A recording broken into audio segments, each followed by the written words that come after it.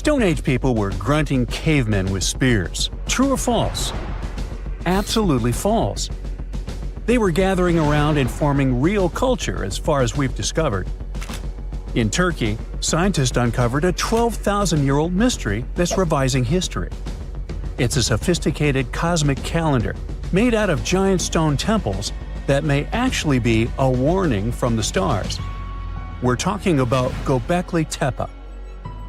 This prehistorical site predates even Stonehenge, our classical stone ring circle, by 6,000 years. And it upends why we think Stone Age civilizations emerged and thrived. Here's how this discovery could change our collective history. Around 10,850 BCE, a massive comet, or better yet, a bunch of comet fragments, smashed into Earth. The skies darkened, the temperature dropped, big animals vanished, and it kicked off a mini ice age that lasted over 1,200 years. What's now a place called Gobekli Tepe was home to a group of humans who survived this entire chaotic event. After it happened, they started paying close attention to the sky. As a way of trying to control time a little bit more, they tracked the movements of the sun, the moon, the planets, and comets. This in turn led them to build a huge lunisolar calendar, the first one in the world. Now, if you were to tour around this classic Stone Age monument, you'd see that not all the stone pillars are blank. Some of them have carvings, like this main one with a bunch of V's on it. Turns out there are 365 V's, which scientists believe represent the days of the solar year. One of them, a V hanging on a bird's neck, is thought to mark a solar eclipse. Other pillars have dangerous animals carved on them, like foxes, lions, scorpions, vultures, twisting and crawling up the sides. Unlike typical Stone Age carvings, these weren't of edible animals like deer or sheep. One of the theories is that these drawings were symbolic. Some archaeologists believe they reflect the fears and chaos this civilization had lived through, a kind of collective attempt to make sense of a terrifying and unpredictable world. Archaeologist Danielle Stordour has highlighted the images of vultures, saying they represent the people who passed away. In some ancient cultures, vultures were believed to carry the souls of the deceased into another realm. She's seen similar symbols in ancient sites nearby. To understand why this all makes sense, we need to dig deeper into the real purpose of this site. Gobekli Tepe was discovered in 1994 by German archaeologist Klaus Schmidt, who realized that the hill in southeastern Turkey wasn't just another Neolithic mound. Underneath it, his team uncovered massive stone circles supported by pillars weighing up to 20 tons. Radiocarbon dating puts the site at around 12,000 years old, making it the oldest known ceremonial structure ever built. I mean, it predates the Egyptian pyramids by over 7,000 years. This discovery shocked the archaeological world.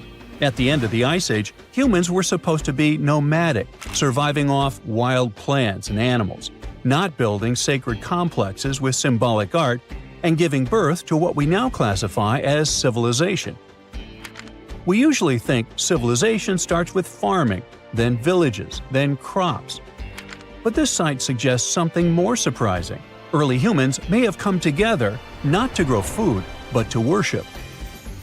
Schmidt found no signs of homes, hearths, or permanent settlement, just stuff used for rituals and gatherings. This has led researchers to believe that spirituality and communal rituals came first and that farming followed. Because to build something this massive, you'd need hundreds of people working together, which in turn would have sparked the need for food, organization, and social structure. In other words, the temple came first, then the village, then the farm. Now, Gobekli Tepe isn't just stirring debate because it's old. It's because it seems too advanced for its time, and that's where the more controversial theories start to emerge. Some researchers believe the builders of Gobekli Tepe weren't simply primitive hunter-gatherers experimenting with stone tools. They may have been the inheritors of ancient knowledge, remnants of a much older civilization that existed before the end of the last ice age. This idea ties into the Younger Dryas impact hypothesis, a theory that a comet struck Earth around 10,850 years ago, triggering a sudden and catastrophic climate shift. According to this view, the survivors of that event passed down their knowledge through symbolism, architecture, and oral tradition.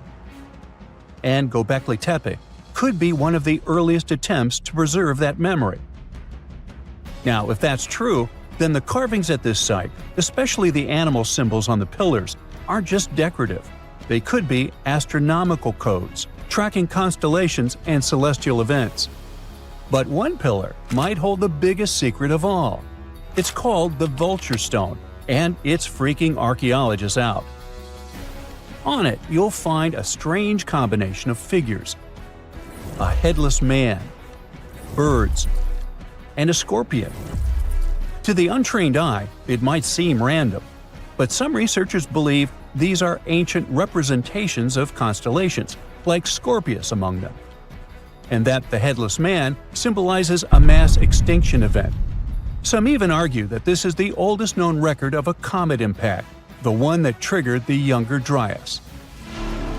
And if you're wondering who this older lost civilization might have been, they are called Atlantis, or more neutrally, Civilization X. Theorists like Graham Hancock suggest that this advanced culture, destroyed in the chaos of the comet impact, passed fragments of its knowledge to survivors around the globe. In that case, Gobekli Tepe wasn't the start of civilization, it was the restart. Now, back to the stones. Pillar 43 may look like a celestial calendar at first, but when archaeologists recreated the sky patterns encoded in its carvings, they found a precise snapshot of the sky dating back over 13,000 years. It appears to show a meteor shower, a flood, and humanity's tragic end, aka the Headless Man. A snake rising from the ground might even symbolize tidal waves or destruction coming from below. But the story doesn't end there. Pillar seems to expand on the same disaster, the one they called the Terror of the Sky. You might see animals fleeing, waves, fire raining down. It paints a vivid picture of the meteor shower. But wait! While Pillars 43 and 56 may encode memories of a past catastrophe, Pillar 18 might be a forecast. That stone zooms in on the Aquarius constellation. If this sounds familiar, maybe it's from the phase Age of Aquarius, which is the age we're living in now. Some enthusiasts believe this may be a warning for us, and may be telling us that a similar meteor shower will hit Earth and thus you and me and us. I mean, chills! But hey, that's the kind of mystery that makes Gobekli Tepe so captivating. Today, archaeologists know that Gobekli Tepe was part of a much larger sacred complex, now known as Tash Tepler, a network of ancient sites across the region, each with its own secrets and structures, but connected by shared patterns and motifs. In 2019, excavations began at this sister site, just 40 miles from Gobekli Tepe, known as Karahan Tepe. And here's the twist. Some researchers believe Karahan Tepe might be even older. Unlike Gobekli Tepe, which appears to have been primarily ceremonial, Karahan Tepe has signs of domestic structures like walls, tools, and perhaps even homes. And that changes everything. Because whether these sites were the work of highly sophisticated hunter-gatherers or survivors carrying the fragments of a lost pre-Ice Age civilization, one thing becomes clear.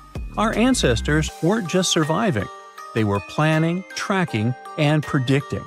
They were far more capable, curious, and connected to the universe than we ever gave them credit for.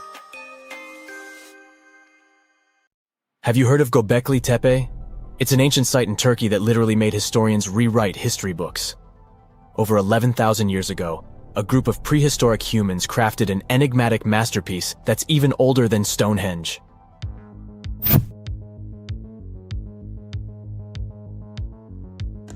Before its discovery, archaeologists believed that people didn't know about iron and weren't good at making pottery.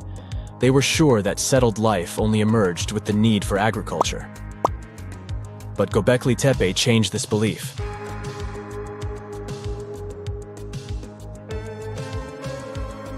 The place has revealed that it was the temple that paved the way for a settled life, not agriculture. Until this discovery, researchers believed that farming was the catalyst for sedentary living. Meet Professor Schmidt, the guy whose findings changed this theory. He managed to prove that hunter-gatherer communities laid the very foundations of this way of life.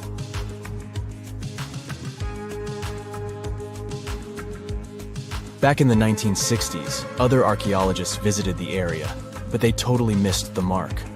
While surveying the region, they stumbled upon a hill with scattered limestone slabs and concluded it was just an old burial ground from medieval times. Little did they know that there was so much more to uncover.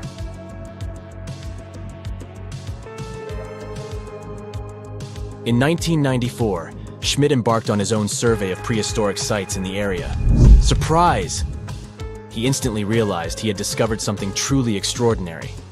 Unlike the nearby flat and barren plateaus, Gobekli Tepe had a gently rounded top, rising 50 feet above the surrounding landscape. Funny enough, the translation of this place's name is Potbelly Hill. Schmidt was sure only humans could have made something like this.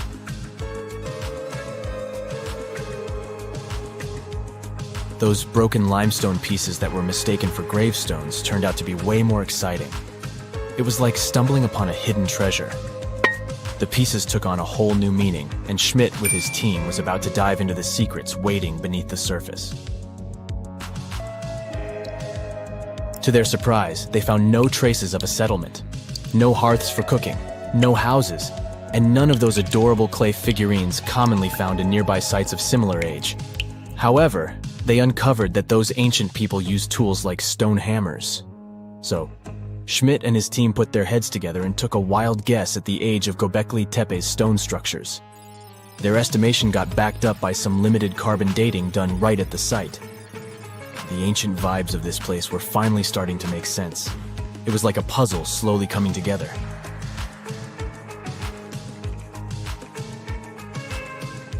You may think that back then, people didn't have special tools to create something as cool as Gobekli Tepe.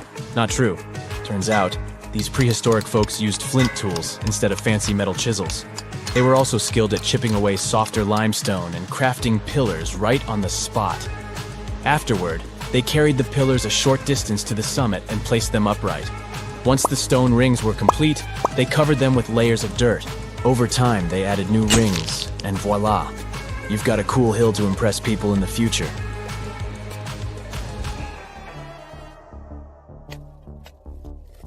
During their first year of excavation, the team went through 15,000 pieces of animal bones from wild creatures. These people didn't have pet animals or grow their own food. They hunted wild animals for their meals. But things were about to change, because the place had everything they needed to start farming. Scientists say they had wild sheep and wild grains that could be domesticated. And guess what? Just 20 miles away, geneticists found evidence of the world's oldest domesticated strains of wheat at a prehistoric village.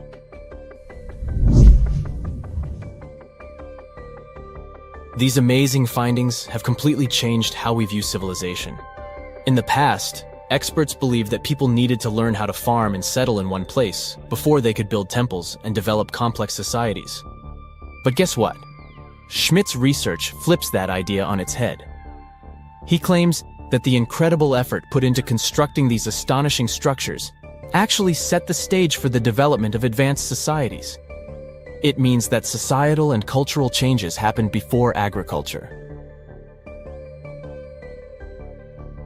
Schmidt has this fascinating hypothesis about Gobekli Tepe.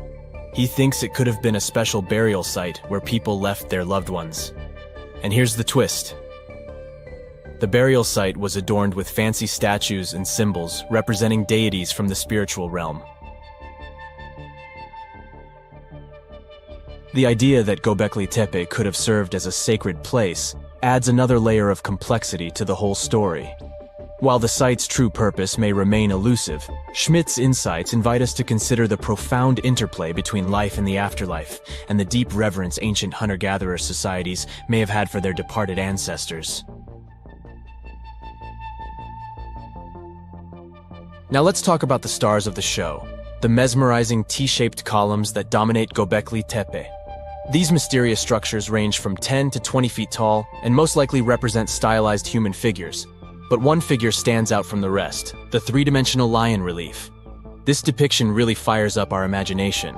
Why? Because it hints at the possibility that lions roamed Anatolia during the Neolithic period.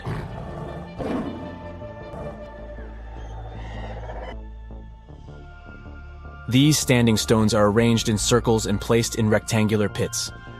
Each circle has a similar setup, two big T-shaped pillars in the center, surrounded by slightly smaller ones facing inward. Talk about a stylish arrangement. These towering pillars reach a whopping 16 feet and weigh between 7 and 10 tons. Some pillars are plain and simple, while others are like works of art with intricate carvings. Foxes, scorpions, and vultures come to life, crawling and twisting on the pillars' sides. But it's not just animals depicted on these stones. Some pillars have abstract shapes representing humans, and even small carvings of clothing items. Some of them even have belts. Now, there's one pillar that stands out from the rest like a rock star.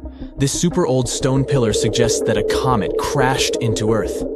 It happened during a chilly period that lasted about 1,000 years. Previous studies examining Greenland ice cores hinted at this comet theory, but now the carvings at Gobekli Tepe prove it right.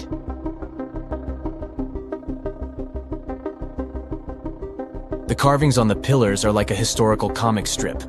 They even show a headless human figure.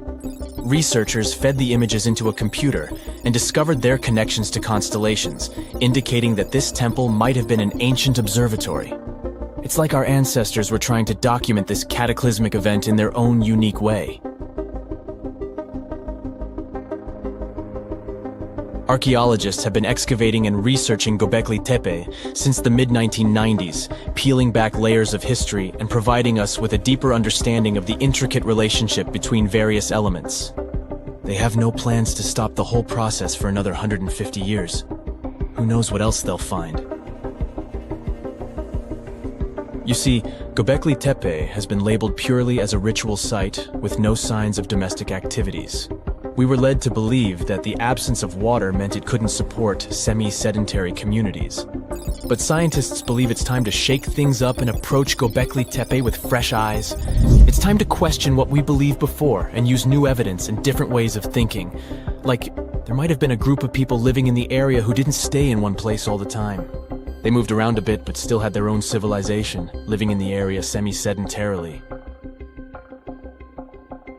Gobekli Tepe is not just home to a single temple, but an astounding collection of over 20 ancient structures. As archaeologists delve into the depths of this wonder, they are unraveling its unique layout, featuring two prominent focal points at the heart of each establishment, complemented by smaller structures and dividing walls. What's even crazier is that in this area, there are over 200 obelisks, which are narrow tapering monuments. Now, history isn't just carved in stone, but these drawings on 11,000-year-old rocks might be warning us about a freaky future. Both the Mayans and the people at Gobekli Tepe made big predictions about humanity's future. What's eerie is that despite being hundreds of miles and years apart, they used similar symbols. Now, let's get one thing straight. Ancient civilizations often depicted their deities as humanoids. You'll find humanoid representations of celestial beings in ancient Egypt, but also in pre-Columbian societies from the Americas. For example, Aztecs had an important deity they called Quetzalcoatl. He was related to the wind, Venus, and the sun. In some ancient Aztec art, he's depicted carrying a tiny handbag. The shocker is that a very similar winged figure was represented by the Assyrians. Now, it's already odd that they chose similar forms to represent their gods, even though these civilizations didn't have any contact with each other. But to draw an almost identical handbag, that seems like a bit of a stretch. Of course, now, when we say handbags, we mean carvings depicting things that look like modern handbags. Not quite Coach or Prada, but you get the idea. Some theories suggest this mysterious handbag could be related to time travel. We've seen that Gobekli Tepe tells of a great flood that destroyed an ancient civilization. But during that civilization's time, they raised cattle and grew food. They knew how to handle seeds and grow crops. According to one theory, this stylish accessory could have been used for carrying seeds. Since Gobekli Tepe is believed to be near where Noah's Ark might have been found, the people of the area could have gathered seeds to plant in the New World after the Great Flood. Strange? Definitely. But so is everything we've been talking about, so let's roll with it. Another theory on the meaning of the handbag has a much more straightforward approach. In multiple ancient cultures, the circle was used to represent spirituality and non-materiality, but the square was often associated with concepts of the earth and materiality. So, what we modern humans understand as a handbag might be an image that symbolizes the reunification of the earth and sky, of the material and non-material elements of existence. Not a bad theory, I would say. But then, who am I? Some researchers, like Graham Hancock, are not convinced with these previous explanations. For him, Gobekli Tepe is all about little gray people and their contacts with ancient earthling civilizations. You see, right in the middle of this ancient site, there's a special pillar called Pillar 43, or Enclosure D. At first glance, it looks like an astronomical calendar. You see the scorpion? That's the Scorpion constellation. And that ball in the center? It's all about the sun's alignment. We know ancient societies like the Maya or Incas were stellar astronomers, so what's the big deal here? Turns out, the folks at Gobekli Tepe were talking about a massive natural disaster that wiped out all forms of life before their time. When astronomers recreated the angles and positions from Pillar 43, it showed an astrological setup from over 13,000 years ago. The stone also depicted a tragic event, a mix of a flood and a meteor shower. The headless man? That's humanity's tragic end. And the snake from the ground? Giant waves washing over the earth. And it's not just one stone telling the tale. Pillar 56 shows more of the Younger Dryas event, or as it's called, the terror from the sky. You see animals fleeing and waves crashing as the meteor shower hits. But wait, while Pillar 43 gives us the exact date of the last disaster, Pillar 18 in Enclosure D gives us the date of the next possible wipeout. The art depicted in this pillar zooms in on the constellation of Aquarius. Now, you might have seen the movie The Age of Aquarius or heard some woo-woo theories about how we're entering this phase right now. You see what I'm driving at?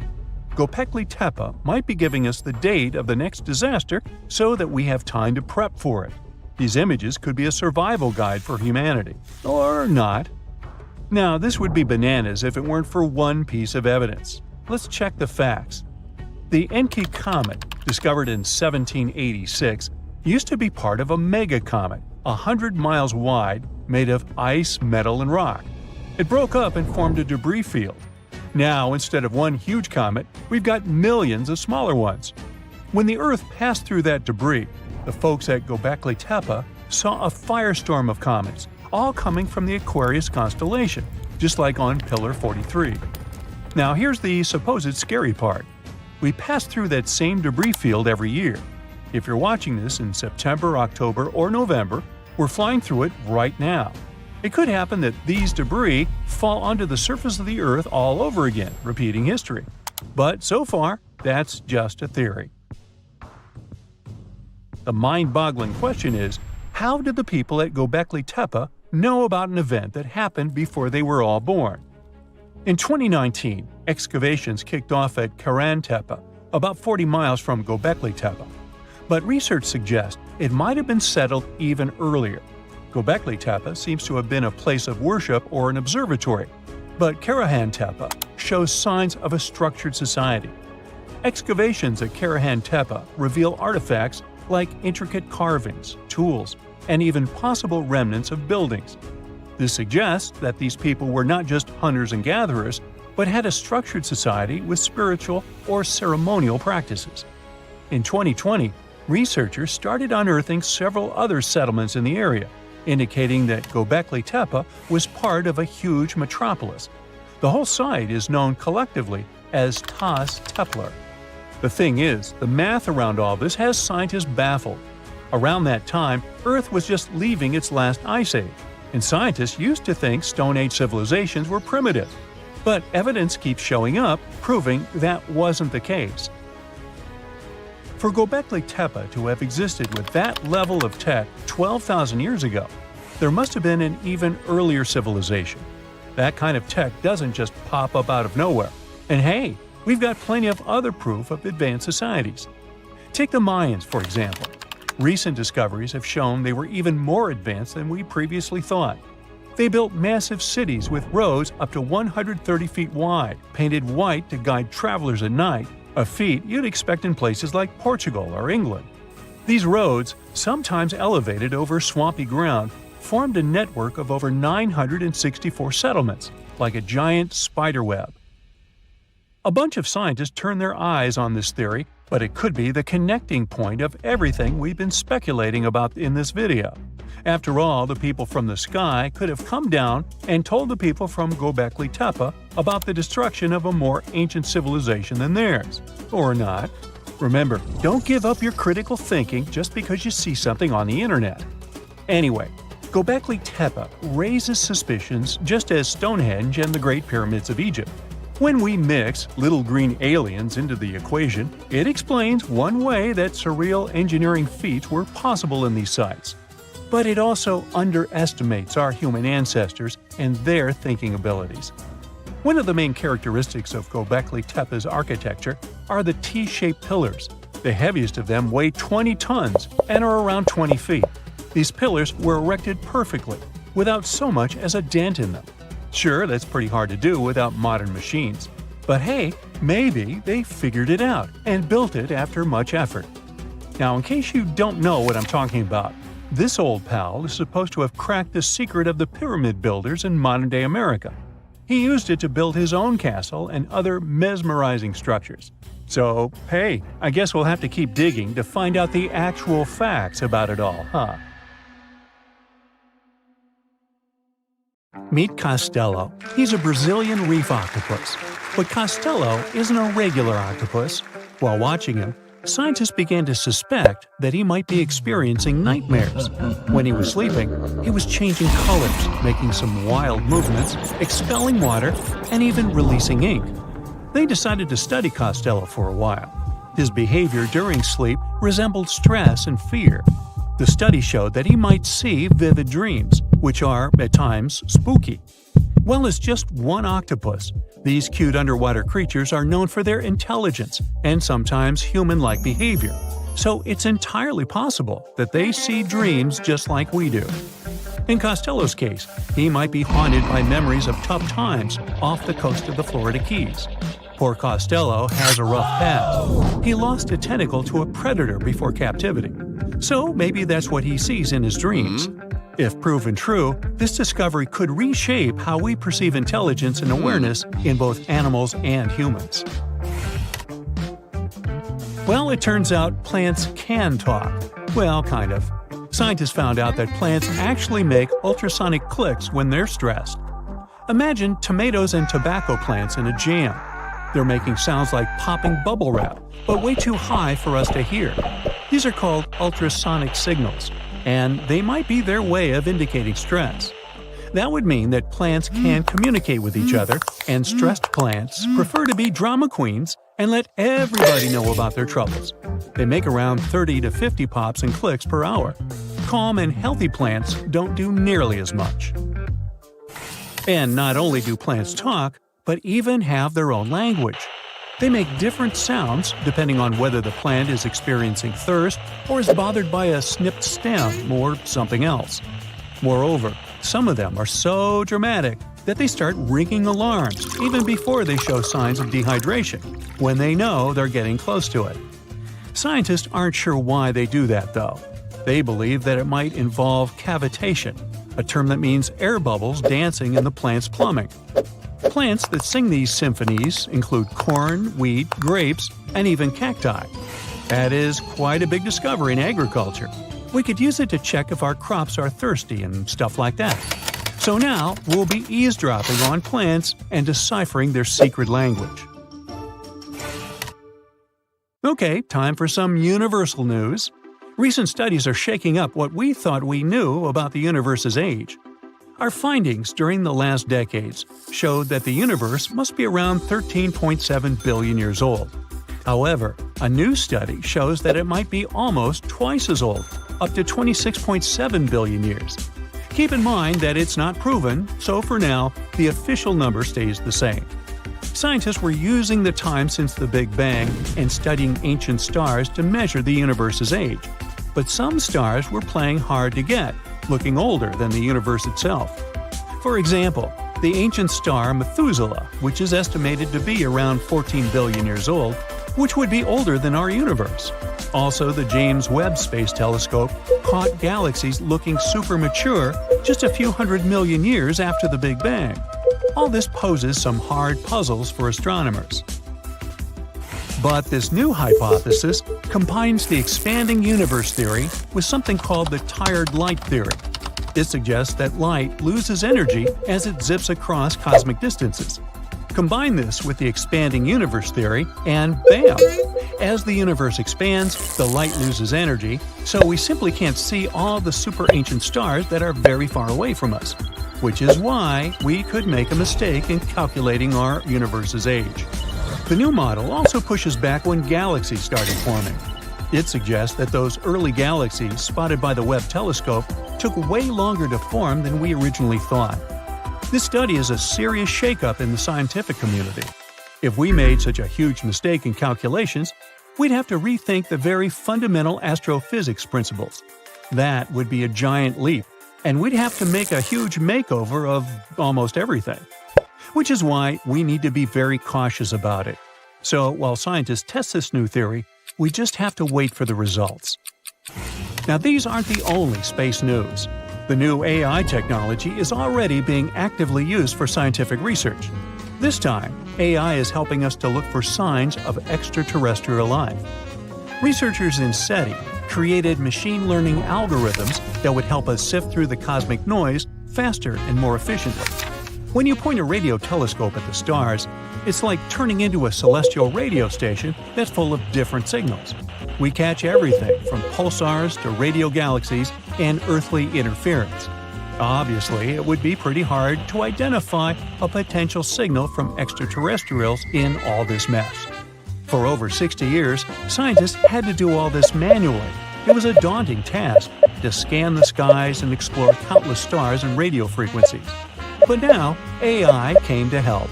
The algorithms are trained to recognize and distinguish known interference patterns, like those from mobile phones and electronic devices, amidst the cosmic data. They spot anything deviating from known patterns, the potential needle in the haystack. And we've already had some breakthroughs here. The astronomers caught 8 signals that didn't fit known patterns. While not confirmed as extraterrestrial life, they show that there's a great potential for future research. Going back to animals, this time we're visiting prehistoric Earth. Imagine turtles so massive they make today's turtles look like tiny toys. Recently, scientists stumbled upon the fossilized remains of one of these giants. It's a sea-dwelling titan that cruised the European waters about 80 to 70 million years ago. The discovery was accidental. A hiker in northern Spain stumbled upon fragments of this creature near the Pyrenees Mountains. This turtle was roughly the size of a rhino, around 30 feet in length. Just to give you an idea, this creature would be about the size of an average car. It shows that extreme sizes were more common before an extinction event. The turtles we know now, of smaller, still substantial sizes, dominated afterward. But the ancient oceans were filled with giant turtles munching on mollusks and jellyfish. This discovery also challenges the idea that gigantic turtles were exclusive to North America. The existence of this turtle proves that these colossal reptiles were hanging out in European waters too. So this might be just the tip of an iceberg, and you'll want to steer around that one too. And finally, NASA's James Webb Space Telescope has made a great discovery. It detected a crucial carbon compound in space. It's called methylcation, and this tiny molecule, even if it might seem insignificant, could help us unlock the secrets of interstellar organic chemistry. Carbon is incredibly important. Carbon molecules are building blocks that construct everything from stars to planets to, well, us. It's the key ingredient for life, and scientists are eager to understand how it shaped our existence on Earth, and if it could do the same elsewhere in the universe. And methycation plays a very important role in the creation of complex carbon-based molecules. That's why it's very cool that we discovered methycation, even if it's very far away. NASA scientists found it in a young star system. This system is chilling about 1,350 light-years away from us, in the Orion Nebula. The star in this system, which is smaller and a bit weaker than our Sun, is bombarded by intense ultraviolet light from nearby hot, young, massive stars. You'd think such strong UV radiation would destroy complex organic molecules. But the research team believes that it might actually kickstart the formation of these carbon compounds. Maybe stronger stars and their insane radiation levels actually work as energy sources for life. They set off a chemical chain reaction, which results in complex carbon stuff like plants and animals. Seems like we found yet another puzzle piece.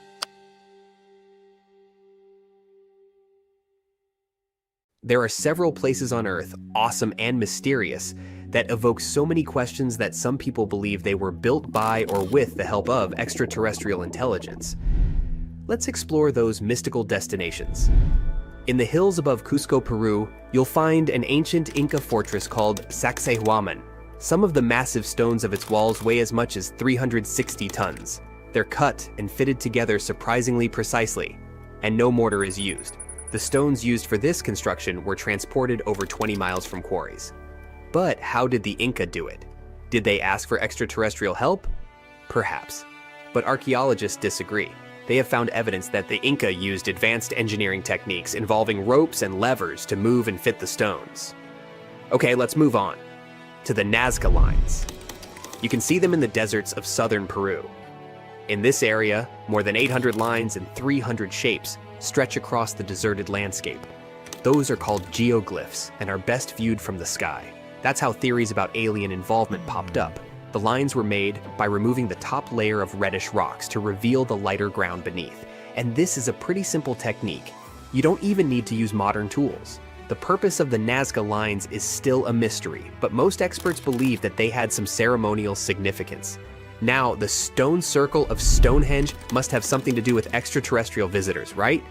Those stones, some weighing as much as 50 tons, were brought from quarries hundreds of miles away.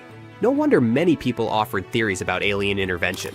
Well, sorry to disappoint you, but archaeologists have proven that the monument could have actually been built with the help of technologies available around 5,000 years ago, such as wooden sleds and rollers. The exact purpose of Stonehenge is still under debate.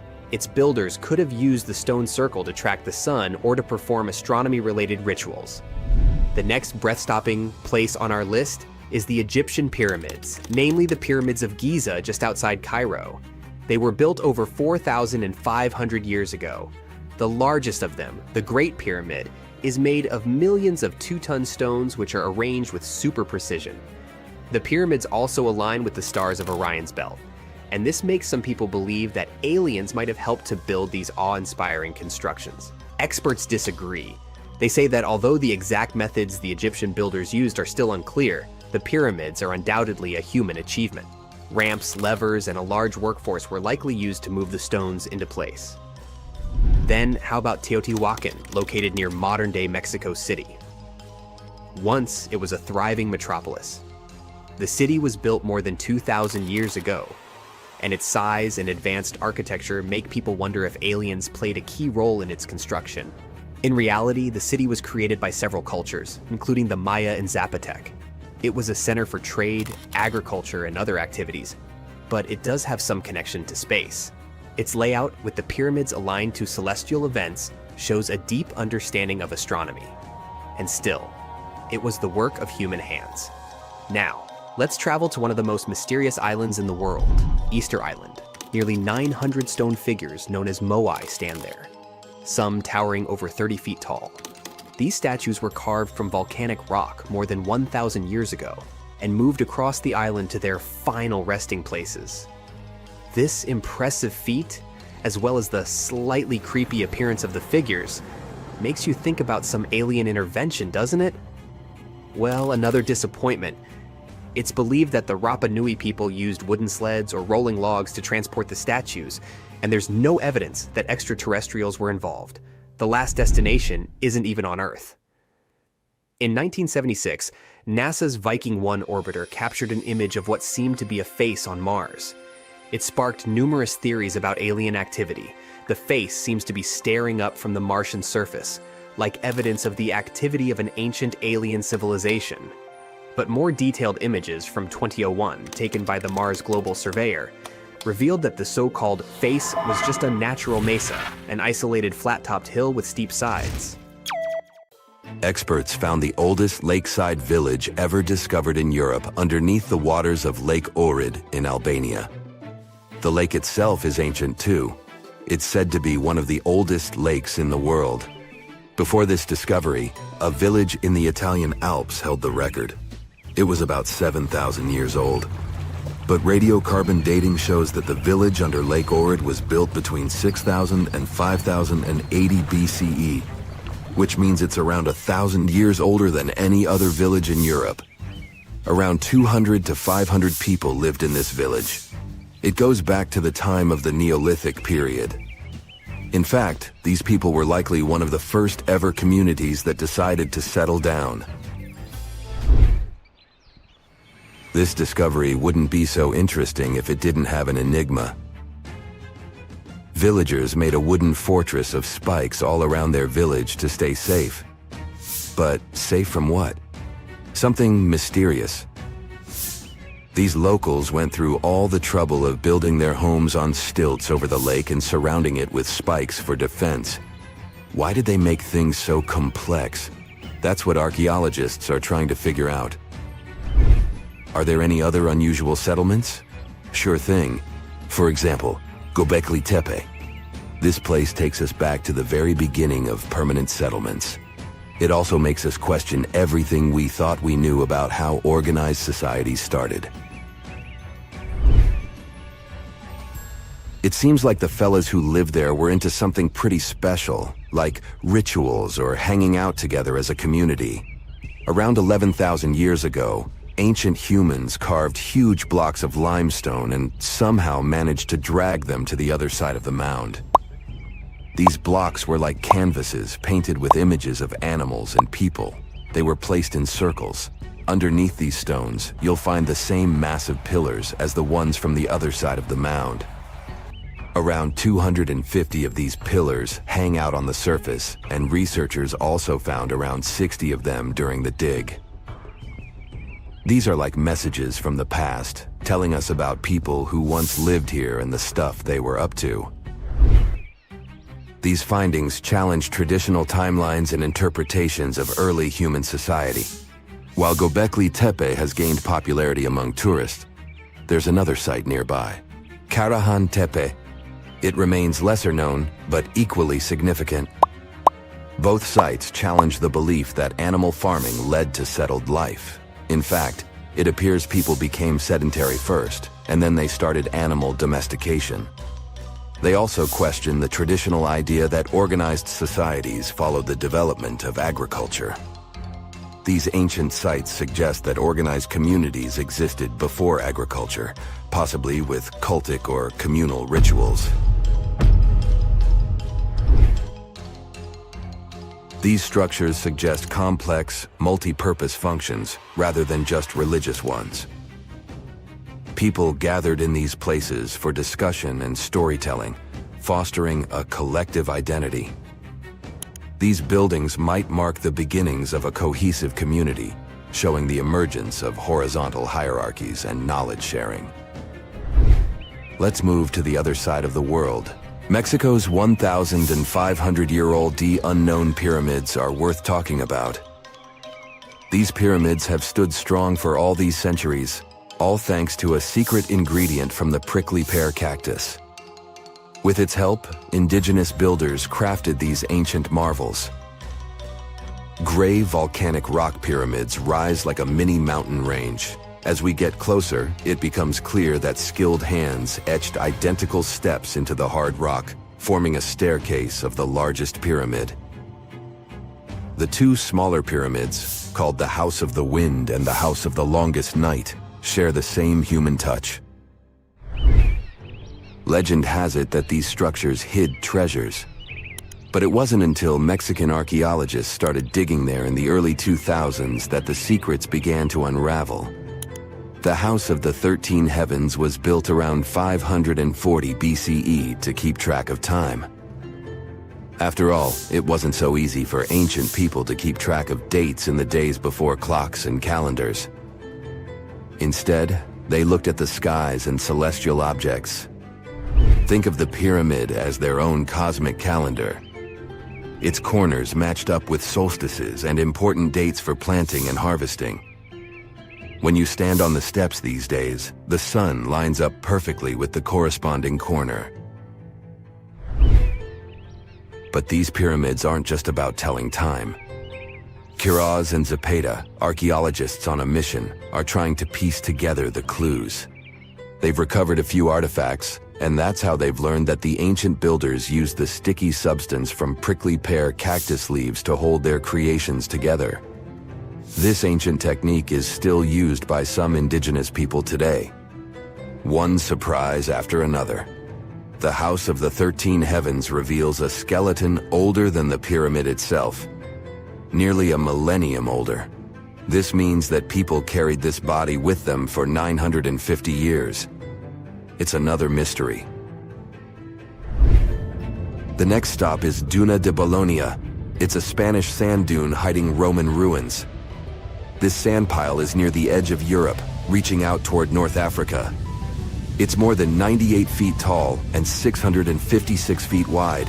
As the winds move and the dune shifts, it reveals pieces of history hidden deep within it. Climate change boosts those winds, moving the dune even more. As it migrates, it shows us traces of people who used to live here. Archaeologists have been busy digging around, and they found ancient tombs. Imagine exploring a sandy maze and stumbling upon these tombs filled with history. The sand has acted as a protector, preserving bones, jewelry, and arrowheads. But that's not all. Nearby, there's an archaeological site from the 2nd century BCE. That's when the Romans were hanging out here. They had a whole city down there, complete with baths, a theater, and a temple. And it was built on top of an older Phoenician settlement. An earthquake shook things up a long time ago, and people left the city. For centuries, it lay hidden under the sand. Modern historians and archaeologists are excited about what else this shifting landscape will reveal. Fingers crossed that this sandy time capsule stays safe and keeps sharing its stories with generations to come. In Peru, archaeologists are exploring the 3,000-year-old Condor's Passageway. A what? Okay, so archaeologists were digging around a place called Chavan de Huantar, where the Chavan people lived. This place is around 190 miles away from Lima, Peru's capital. So, the Chavan people were advanced artists. They loved drawing birds and wild cats in their paintings. And they went way back, even before the Inca Empire became a big deal. They were some of the first societies that settled down and started farming in Peru's highlands of the Andes Mountains. That's more than 2,000 years before the Incas showed up. Archaeologists found a secret passage in one of the temple buildings. They called it the Condor's Passageway. It was a hidden hallway that had been locked away for ages. Lara Croft would love it there. This passage leads to other rooms inside the temple. It gives us a peek into what life was like then.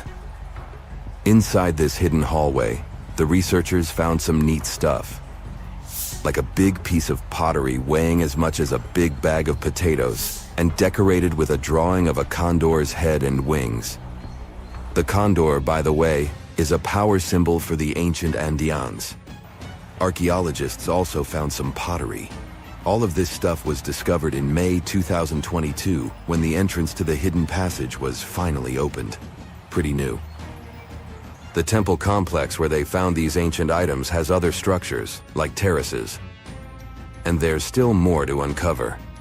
The tricky thing is going forward in these hidden passages. The archaeologists had to send in cameras mounted on robots to explore them first. They didn't want to risk messing up the ancient building or, getting stuck in there. Let's wait and see what else they'll uncover. You are lost deep within the jungle in the Yucatan Peninsula in Mexico.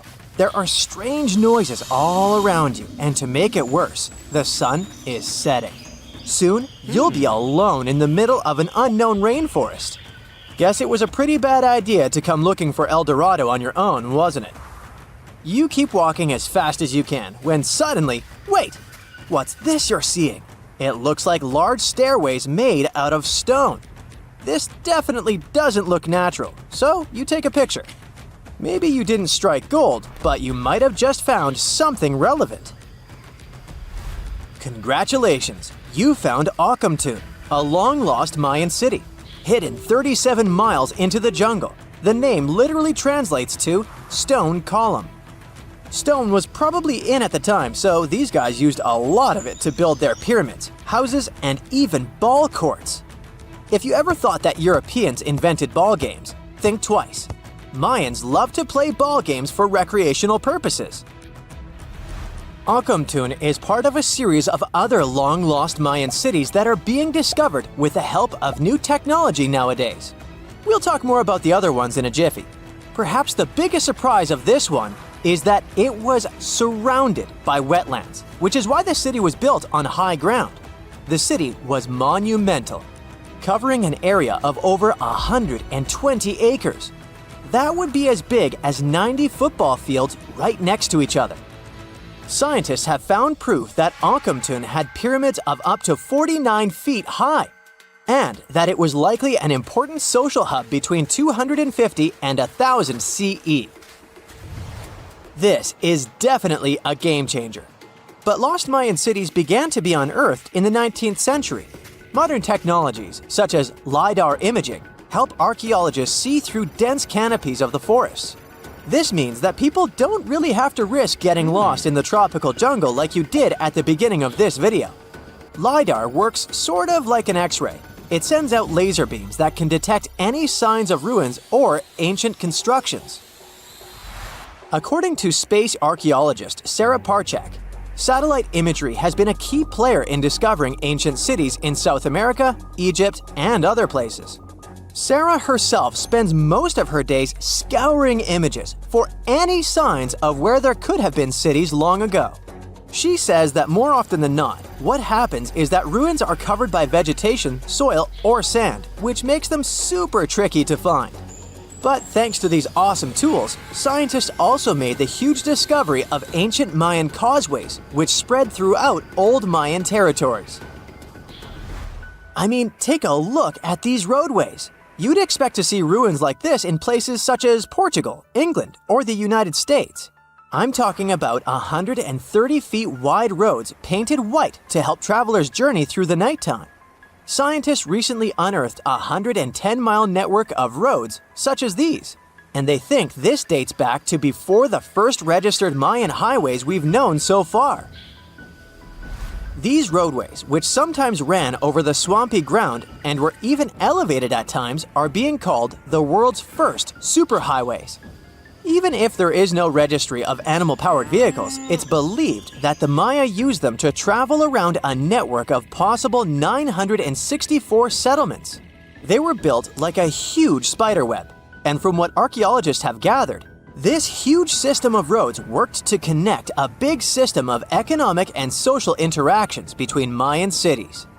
This completely debunks the traditional idea that the Mayan pre-classic period, which dates back to 2000 BCE, was made of small, tribal settlements. Imagine the manpower and engineering ability you need to muster to build something close to these white highways.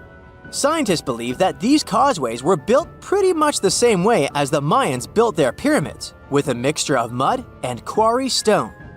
Oh, and using several layers of limestone to make them white. That's pretty cool, right? But let's take a few steps back for a moment to get some context. The Mayans were one of the biggest pre-Columbian civilizations living in the Americas. Until now, Experts believe that at its apex, the Mayan civilization consisted of over 40 cities with a population of millions of people. That's a lot of folks. Their civilization spanned Mexico's Yucatan Peninsula, Guatemala, and Belize. And they survived mainly on agriculture. The thing is, the Yucatan Peninsula was an extremely difficult place to grow crops. So the Mayans had to develop a complex irrigation system in most of their cities. They built a series of ceremonial buildings, pyramids, and plazas. The Mayans might have been keen pyramid builders, but they also developed an advanced astronomical system. With whatever ancient technology they had, they were able to predict the exact location of planets such as Venus and Mars, as well as the exact dates of eclipses. If you've ever seen examples of ancient Mayan cities, this is Tikal. Located at the heart of the Guatemalan jungle, Tikal is believed to have been the capital of the ancient Mayan conquest state. At its height, it was comparable in importance to cities such as London or New York in today's world. It's composed of a series of complex monuments. The North Acropolis is one of Tikal's most ancient complexes of monuments.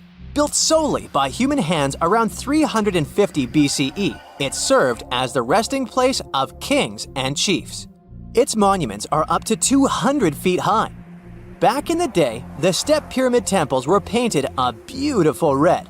Mayans loved that color. Today, of course, you'll only see the limestone. Then there's Chichen Itza. It's got one of the best preserved pyramids on Earth to date. Located in Mexico's Yucatan state, this Mayan city is well over 1,500 years old. At its peak, it was home to 35,000 people. The site covers 4 square miles of land. The highlight is El Castillo, a tremendous step-like temple standing 80 feet above ground. Its most peculiar feature is that it has 91 steps up each of its 4 sides, including the upper platform, which makes for 365 steps, the same number of days as the solar year. You can see that these folks were a pretty big deal, huh? That's why nobody can really understand what happened to them. There's a big lack of evidence on the decline of this almighty empire. What could have been the cause of their demise? Was it a drought? New research in 2017 did bring some new discoveries into the mix. Using data from a site at Ceibal, located at southwest of Tikal, scientists analyzed radiocarbon data from ceramics and archaeological excavations to extract new information about the unexpected demise of this great civilization. The information shows that instead of a sudden collapse, the Mayans most likely fell in waves of social instability and political crises. These events are believed to have deteriorated Mayan city centers and began causing the dispersion of the Mayan population. It's hard to pinpoint the exact causes, though. But hey, recent discoveries are shedding a big light on humanity's past. Not only about the Mayan Empire, but about other long-lost civilizations of South America. A major recent discovery in Brazil was done using satellite imaging technology and is also shocking scientists. Some images from near the Xingu River, also in the Amazon, suggest that cities of millions of people might have existed inside the jungle, way before our modern civilization ever existed. I mean, if this doesn't shock you, I don't know what will. Satellite imagery also detected a network of trenches dating back to 200 and 1200 CE in the Bolivian Amazon forest. These proofs suggest settlements that could have supported around 60,000 people right in the middle of the Amazon forest. When researchers from the University of Florida went on ground to check the satellite information, they were shocked to find several mounds that were accompanied by ditches and geoglyphs. Archaeologists also found remnants of carefully designed walls centered around plazas, much like the type of construction done by the ancient Mayans. Imagine discovering an ancient city without leaving the comfort of your home. In 1963, a man in the Nevşehir province of Turkey did exactly that. He was renovating his house. He knocked down a wall in his basement and found a mysterious room. He continued digging and saw a tunnel. This is how Derinkuyu underground city was found. Derinkuyu is one of the deepest multi-level underground settlements of Cappadocia and in all of Turkey. This engineering masterpiece has 8 levels. The inhabitants living on those floors had access to cellars, storage areas, chapels, a school, a study room, and other structures. All floors are connected by an extensive network of tunnels. It's believed that the underground city was built as a shelter. You can't see the construction from the outside. Its depth is approximately 279 feet. The complex was large enough to shelter about 20,000 people, plus their livestock and food supplies. There's also a 180-foot ventilation shaft. People used it both for ventilation and as a well.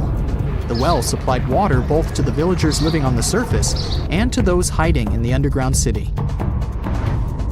Interestingly, those living on the bottom levels were able to cut off the water supply for the upper and ground levels. This kept the water safe from potential poisoning. The place was designed for protection. The tunnels could be blocked from the inside with huge round rolling stone doors. The passageways were extremely narrow.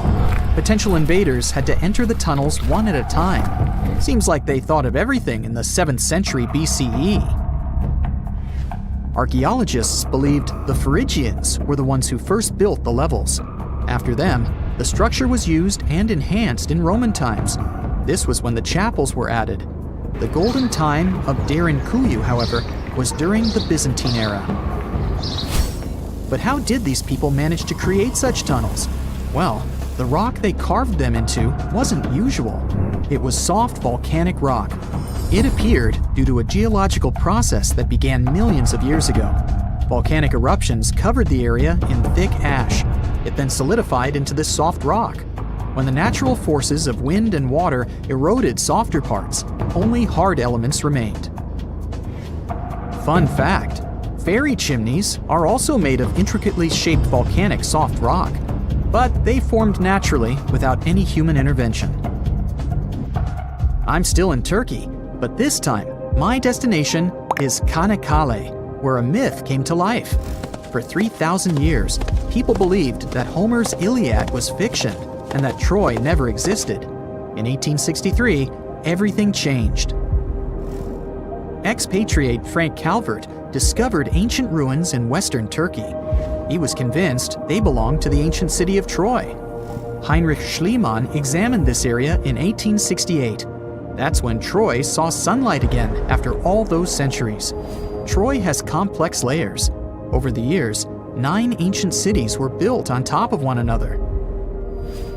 Historians say that the area was strategically located between Europe and Asia, so it became a prosperous trade and cultural center. This strategic position made Troy attractive throughout history. After the Trojan conflict, the city was abandoned between the years 1100 to 700 BCE. Then Greek settlers rediscovered the area, and Alexander the Great ruled there. The Romans then invaded the city. Speaking of this event, the first thing you would see when visiting the site is a replica of the wooden Trojan horse from a movie shot in 2004. The next stop is Lothal.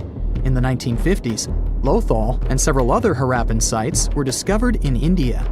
These new provinces extended the boundaries of the Indus Valley civilization. Lothal was an important part of the Harappan civilization. It had vast cotton and rice fields. Plus, it had a bead-making factory. Beads were made from semi-precious stones, like agate.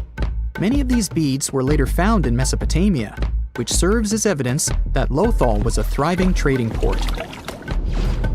Archaeologists believe that the city was part of an ancient trade route. Traces of agriculture? Check. Traces of trade? Check. What else? The remains of residential buildings, streets, bathing pavements, and drains. Some real city planning, and impressive examples of early urbanization. The town was well constructed. There were modern houses. Some of them had 6 rooms, bathrooms, a large courtyard, and even a veranda. Lothal also had the world's oldest known dock. It linked the city with the Sabarmati River and the trade route. The ancient Mayan city of Calakmul is located in southern Mexico in the tropical forest of the Tierras Bajas. From 500 CE to 800 CE, Calakmul was home to over 50,000 people.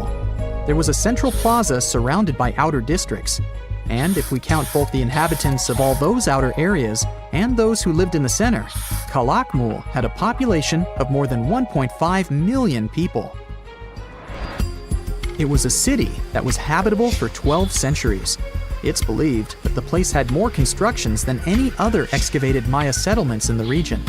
After 1000 CE, the Maya civilization there faced a downfall. The settlement that was once the center of Mesoamerica was almost completely abandoned. The ancient city was at the heart of the second largest tropical forest in America. The site is well preserved, so today, if you were to visit it, you would be able to picture what life looked like in ancient Mayan times. The city remains include architectural complexes and sculpted monuments, defensive systems, quarries, water management features, agricultural terraces, massive temple pyramids, and palaces, not to mention a variety of body ornaments and other accompanying objects. It proves that complex, state-organized societies lived in this tropical forest. The Mayans depicted nature in their paintings, pottery, sculptures, rituals, and even food. I'm moving on to a place people thought didn't really exist. The city of Thonis Heracleion appeared only in a few inscriptions and ancient texts.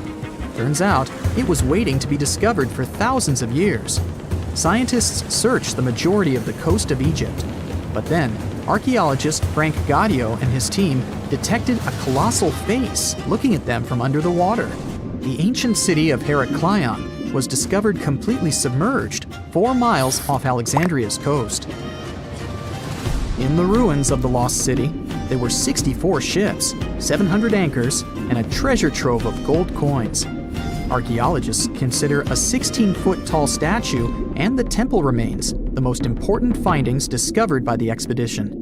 Back then, the city had ceremonies and celebrations that took place in the Temple of Amun. The ruins and artifacts were made from granite and diorite, so they were in good condition even after having been in contact with water for centuries. They give people a glimpse into what life was like 2,300 years ago in one of the most important trade ports of the world. The city had a network of canals. You can think of it as an ancient Egyptian Venice. The canals linked many separate harbors and anchorages. Towers, temples, houses, and other structures were also linked by bridges. Thonis Heracleion was the country's main port for international trade and the collection of taxes. No one really knows how the city ended up submerged, but archaeologists connect it with natural causes. At the end of the 2nd century BCE, most probably after a flood, Heracleion got covered with water. Then, Alexandria, the city founded by Alexander the Great, became more glorious than Heracleion. Before Alexandria's fame, Heracleion was the main port of entry to Egypt. So, after the disaster, many ships heading for Heracleion had to change their route and go to Alexandria. Heracleion lost its glory until its rediscovery in 1933. Mesa Verde is an American national park in Colorado. The park is the largest archaeological preserve in the U.S., with more than 5,000 sites, including 600 cliff dwellings. Mesa Verde means green table in Spanish. The name comes from the shape of the mountains in the area, with flat tops and steep sides. The park is an ancestral Puebloan archaeological site. Starting from 7500 BCE, a group of nomadic Paleo-Indians seasonally lived in Mesa Verde. They were hunters, gatherers, and crop farmers. They built the first pueblos in the region. By the end of the 12th century, the Mesa Verdeans began constructing massive cliff dwellings, which are now the best-known structures in the park. Whenever you hear about ancient ruins, you almost never picture them being suspended somewhere, or just randomly hanging on the branch of a tree, right? In fact, for most of the ancient artifacts we have exposed in museums all over the world, archaeologists did quite an impressive amount of digging. You see, buildings have this funny way of fading away over time if not properly taken care of. Sometimes we need to reuse some building materials, so an older construction may be sacrificed in the process. Other times, houses are abandoned, and once they are exposed to the elements on the surface, like rain or sunlight, they don't really stand a chance. Some just simply crumble away due to good old erosion. So the only way a piece of architecture can survive the test of time is if it's somehow gotten buried deep down. Now, how did they end up buried in the first place? Well, it's quite the comedy of errors. Ancient cities had a habit of gradually raising their ground level like a kid adding toppings to their ice cream sundae. You see, these settlements were always busy collecting food and building materials to keep up with their ever-growing population. But hey, who has time to deal with waste and rubbish? It wasn't exactly high on their to-do list back in the day. So when it came to building new houses, ancient civilizations found it much easier to save their sweat and tears by piling up the rubble and constructing right on top. But that's not all. Rivers would also occasionally flood and deposit a layer of sediment on the city floors, further encapsulating those ancient constructions. And in those dry regions like the desert, where the wind likes to show off its sand and dust dance moves, you can bet it was a constant struggle to keep the establishments clean. One hilarious example is the Sphinx, which had its head buried in sand until a group of archaeologists unearthed it in 1817. Some ancient towns eventually got covered up because they were completely abandoned. With less human activity to control their expansion, plant seeds couldn't resist the opportunity and sprouted all over the place. They gobbled up carbon dioxide from the air and grew, adding more and more bulk to the ground. Those cheeky roots even decided to stabilize the soil made from decaying plant matter, creating layers upon layers of earthy goodness. It's like the ultimate DIY project Mother Nature embarked on, with plants as her loyal helpers. The act of digging into the secrets of ancient civilizations is not just about unearthing a lost world. It's also an epic quest to reveal the hidden treasures beneath layers of history. But how do archaeologists know where to dig in the first place?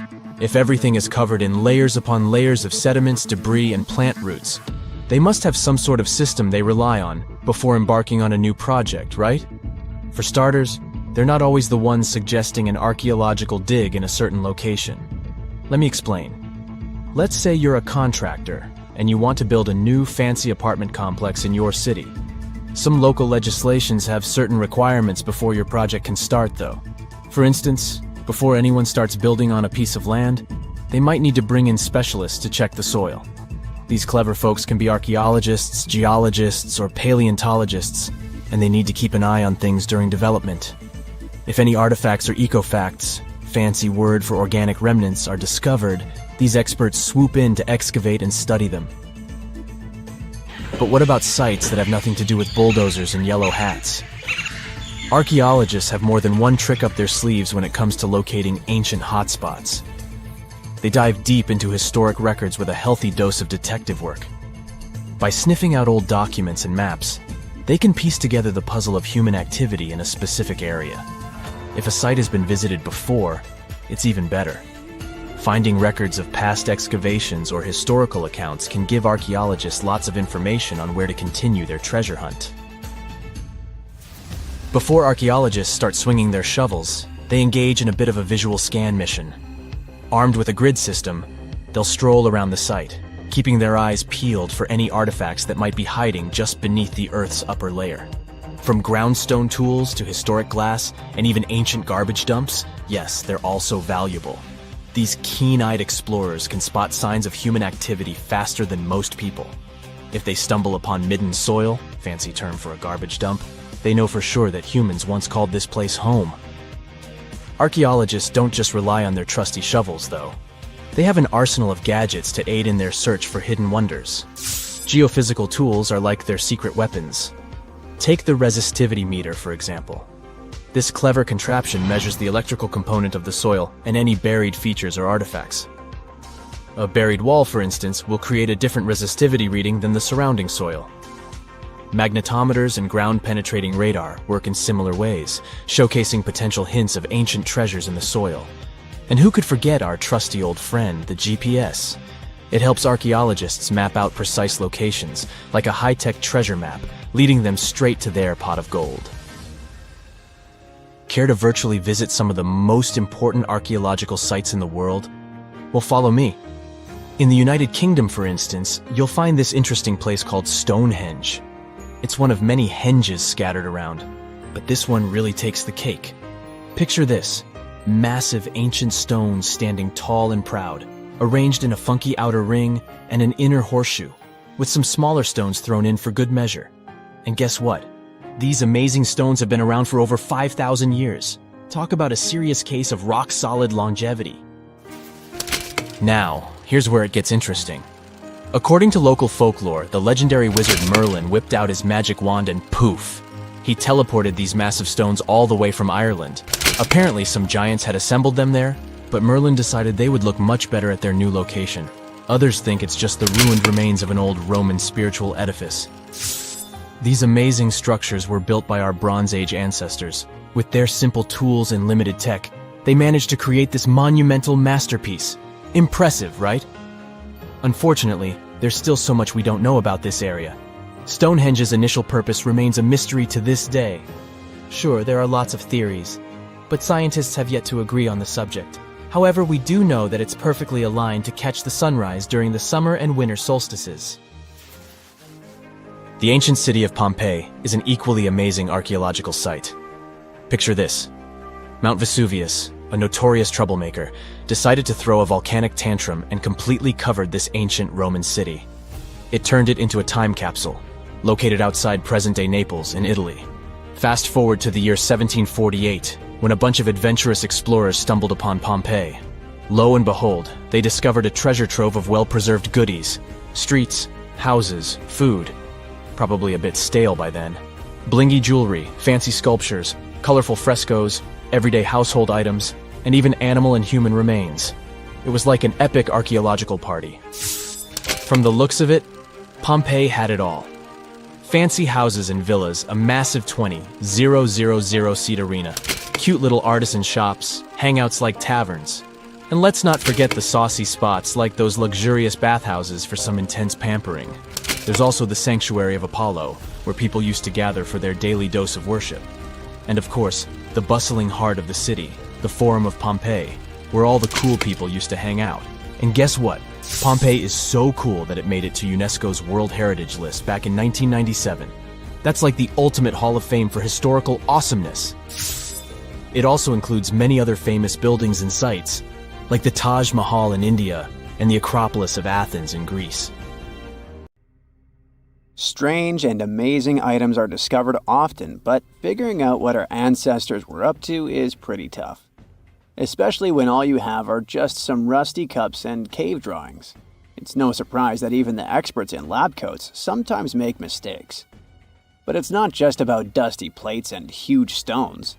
Sometimes there's even humans with large heads. So grab your digging tools and let's travel back to ancient times to explore incredible societies that even scientists can't fully explain. Sardinia may look idyllic now, but I'm not gonna lie, I wouldn't fancy visiting it 3,000 years ago. Rumor has it, terrible giants roamed around this island back then. People even talk about finding human skeletons over 13 feet tall there, although nobody's ever shown anything to prove it. But the stories will make you wonder because some weird stuff has definitely happened. In 1974, over 5,000 pieces of broken stone artifacts were found in a part of the island called Monte Prama, but instead of being displayed in a museum, they were locked up in an underground vault for about 30 years. Sounds a bit suspicious, doesn't it? When they were finally displaced in 2005, scientists put the pieces together to find statues of 38 giant men standing 8 feet tall. Not quite as tall as the legendary skeletons, but still pretty huge. It's thought these statues were made by the Nuragic people, who lived on the island a long time ago. Besides giant statues, they also built over 8,000 massive stone buildings. Perhaps Nuragic weren't giants themselves, but they definitely liked their things big. I do too. I like a big number of likes on our videos. That would be pretty great. Thank you if you liked this and subscribed. Now back to the video. You and I are pretty smart, but we might not be the smartest humans ever. Actually, we might not even be the smartest species. Since 1913, some skull fossils found in South Africa have hinted at a possibly smarter contender called Boskop man. This human-like species might have lived as recently as 10,000 years ago. Their skull suggests they had really big heads, which means their brains could have been 30% bigger than ours. Wow! Their average IQ could have been around 149, making them among the smartest 0.05% of people today.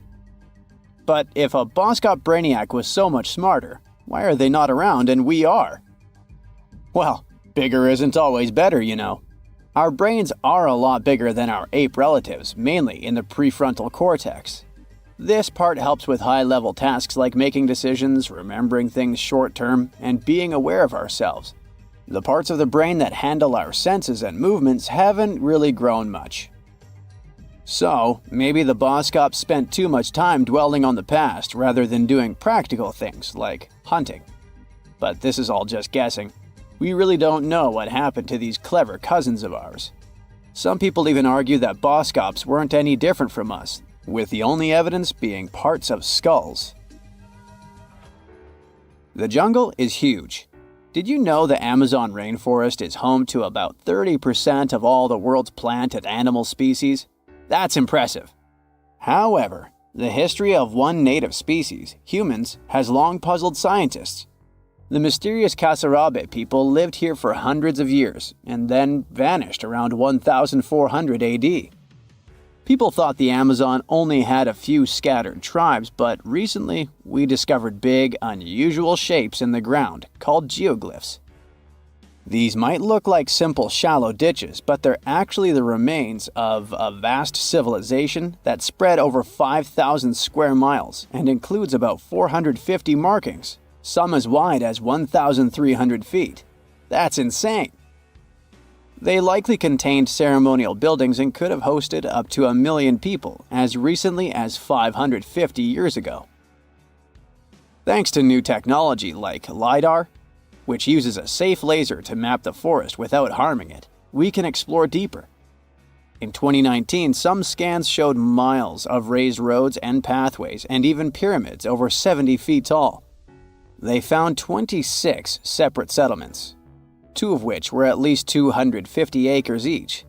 Damn, that's like 330 soccer fields. It's not certain what happened to the Kasarabe people. Maybe European conquistadors drove them out. Maybe the most baffling ancient civilization is one we've never actually found a trace of. Yep, I'm talking about Atlantis, the grand city that supposedly sank into the ocean. The first mentions of Atlantis come from the ancient Greek philosopher Plato, who talked about a great city near the Strait of Gibraltar. But for ages, everyone just thought Plato made up Atlantis as a perfect version of his own Athens. So why, about 12,000 years after it supposedly vanished, do we still wonder if it might be real? Well, in the 19th century, U.S. Congressman Ignatius Donnelly wrote a book giving 13 reasons why he thought Atlantis was more than just a myth. Then, in 1965, some folks thought they actually found Atlantis when they discovered the Richat structure, a massive 25-mile-wide dome in Mauritania, Africa. It's so big that you can see the whole thing from space.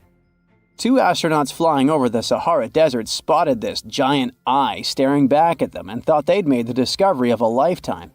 Unfortunately, there's no solid evidence linking this structure to Atlantis. It's believed to have formed from volcanic activity about 100 million years ago. But it does look suspicious, doesn't it? Still, we're no closer to knowing the truth. Imagine going back to about 3,300 BCE and finding yourself in South Asia. Welcome to the Harappan civilization. These people were way ahead of their time. They had cities like Harappa and Mohenjo-Daro, complete with baked brick houses, sophisticated drainage systems, and even public baths. This place might have had over 5 million people, making it one of the densest regions at the time. They also invented a system of standardized weights that was incredibly useful for traders. And trading they did. These people had connections stretching all the way to the Middle East, thanks to their great skills in metallurgy. They even had a form of ancient branding.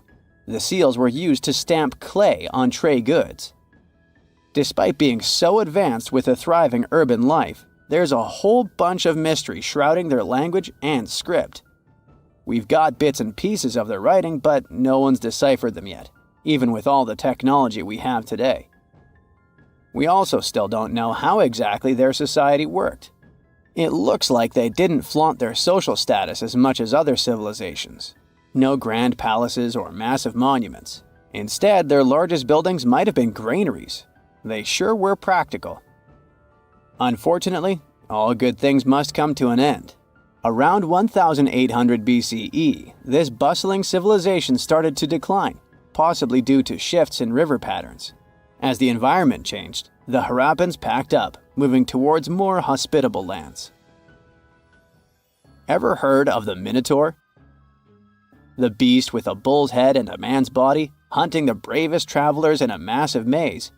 Well, this wasn't just any old tale. It was one of the most popular dramas of the ancient world, and it was inspired by this place, the island of Crete. The Minoans lived here during the Bronze Age. They had stunning palaces, amazing frescoes, and a culture so rich it still fascinates historians to this day. They built places like Knossos, which was so complex with its multi-story buildings and elaborate hallways that it might have inspired the whole labyrinth myth. Their engineering was so ahead of its time that even their drainage systems were more advanced than what many of us have today. Let me know in the comments which of these stories you find the most fascinating, and thanks for watching.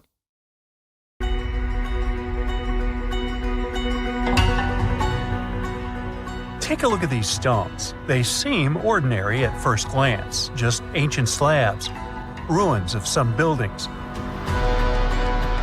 However, unlike many other archaeological finds, this one is among the most mysterious and unique.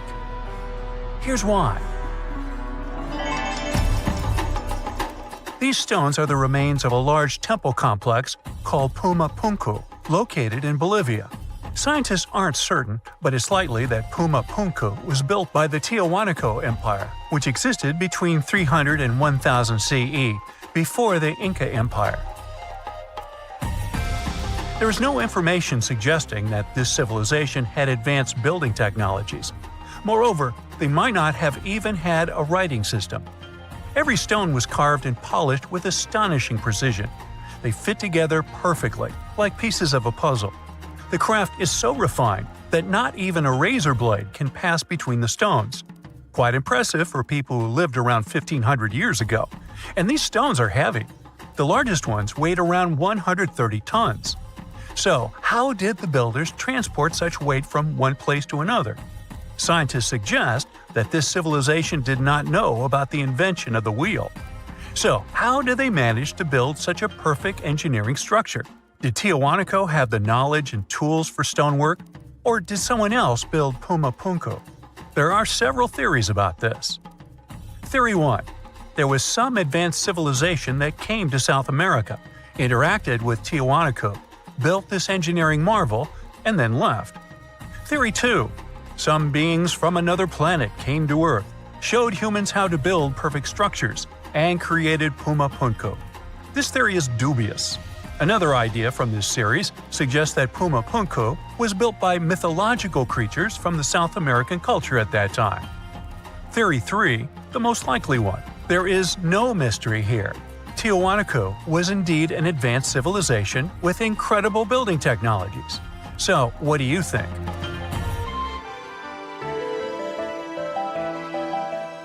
Okay, we've seen some pretty rectangular stones used for building a temple. How about perfectly round stones for studying the starry sky? Or for some other purpose, it doesn't matter. So, welcome to Costa Rica. In the south of this country lies the so-called decaspheres. These are large, heavy, round stones created in the pre-Columbian era, around 600 CE. Now, each stone is made from a unique type of rock formed from cooled magma. In other words, someone waited for a volcanic eruption to end and for all the magma to cool, and then took all this material and carved these spheres from it. But how did they achieve such a perfect shape? Scientists suggest that people used small stones to grind and carve the cooled magma. Some specialists think that the stones were made for navigation. They could have indicated the way to certain places. Another theory claims that the Dika squares were used for astronomy. No one knows for sure. We may never get the answer to this question because the people who knew the secret of the stones disappeared after the Spanish expansion.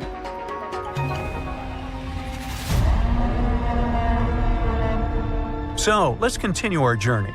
See these cobblestones?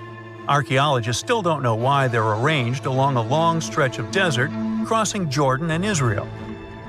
These strange stones form a chain of lines 40 miles long and have been here since around 300 BCE. Because they were discovered by pilots during flights about 100 years ago, some call these stones kites. One of the more popular theories suggests that people placed these structures here to lure animals into a pit where they could be caught. Apparently, ancient hunters knew the behavior of local fauna well, and were sure the animals would somehow walk along these stones, ending up in an open area with a pit where hunters could easily do their work. Perfectly smooth rectangular and square stones, round stones, stone traps for animals. What's next? How about a stone canvas or stone painting? To see this ancient artifact, we'll travel to Glasgow, Scotland, where archaeologists unearthed a stone slab created about 5,000 years ago. It is called the Cockno Stone. The slab measures 43 by 26 feet, about half a basketball court. And this entire area is filled with strange swirling patterns that scientists call cup and ring marks. But what do they mean? As usual, scientists don't know for sure. But one theory suggests that the inscriptions on the stone are somehow related to astronomical phenomena, such as lunar or solar eclipses.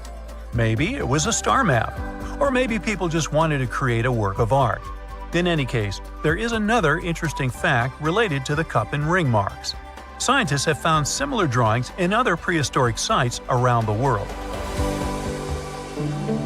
Okay, let's step away from mysterious stones and look at some other archaeological mysteries.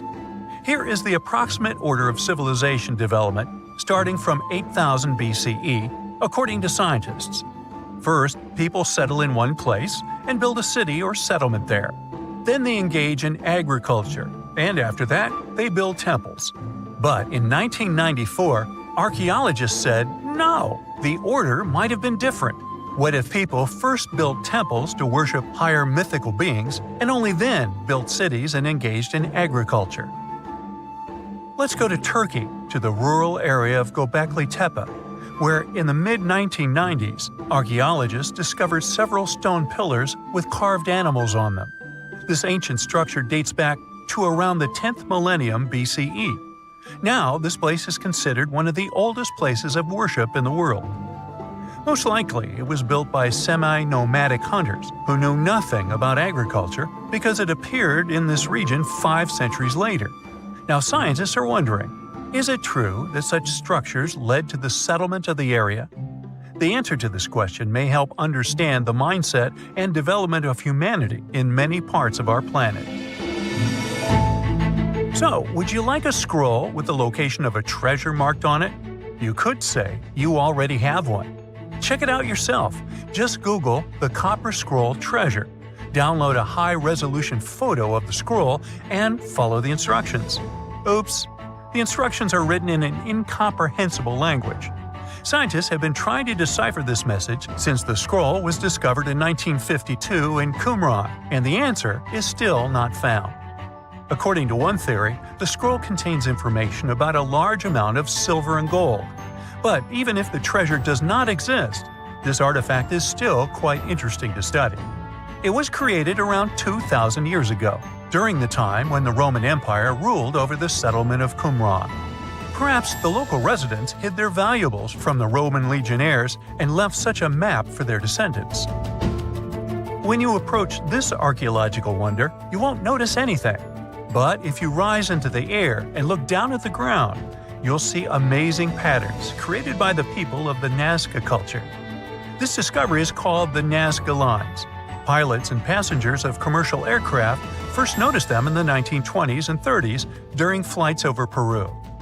These large drawings consist of geometric lines, complex images of animals, and whimsical figures. More than 2,000 years ago, people removed part of the surface soil of this land and created these patterns. But why? The Nazca lines continue to captivate researchers and enthusiasts alike. Recent technological advancements, such as drone imagery and satellite mapping, have provided new insights into these enigmatic formations. Some researchers are now exploring the possibility that the lines serve multiple purposes, including communication with someone not from our world. And to some extent, this is true.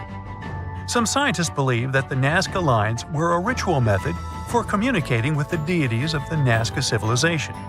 Studying these archaeological wonders not only enriches our knowledge of the past, but also inspires us to appreciate the ingenuity and creativity of the human spirit.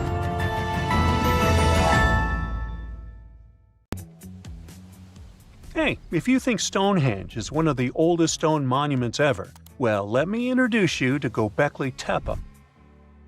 Buckle up, we gotta travel to Turkey to meet this really old guy. Yeah, he's too old to travel. Jokes aside, Göbekli Tepe, an archaeological site located in southeastern Turkey that dates back to the Neolithic period around 10,000 BCE. It's considered to be one of the oldest and most significant archaeological discoveries in recent times. The site consists of a series of circular and rectangular structures made of stone pillars. Yeah, it does look like its younger brother Stonehenge.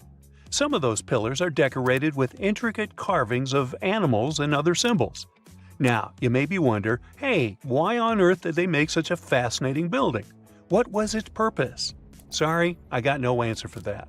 The purpose of the site is still unknown, but it is believed to have been a ceremonial center for the ancient people who lived in the area. The discovery of Göbekli Tepe has challenged long-held beliefs about the development of human civilization, as it suggests that complex societies may have emerged much earlier than previously thought. Okay, pack your stuff, our travels just started. Next destination, Masada. It's an ancient fortress located in Israel on a plateau overlooking the Dead Sea. Hey, look at that view, spectacular, huh? It was built by King Herod the Great in the 1st century BCE, and it was very smartly built.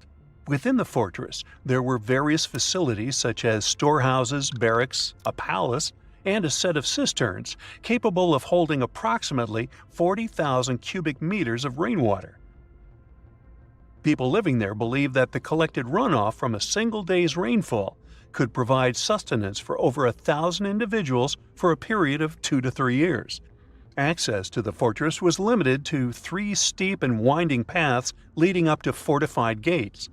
Still, at one point, the fortress was occupied by people who had fled Jerusalem after the city was captured by the Romans. They held out against the invaders for several months, but eventually they were defeated. But these guys didn't surrender. The story of Masada has become a symbol of resistance and bravery. Today, Masada is a popular tourist attraction and a UNESCO World Heritage Site.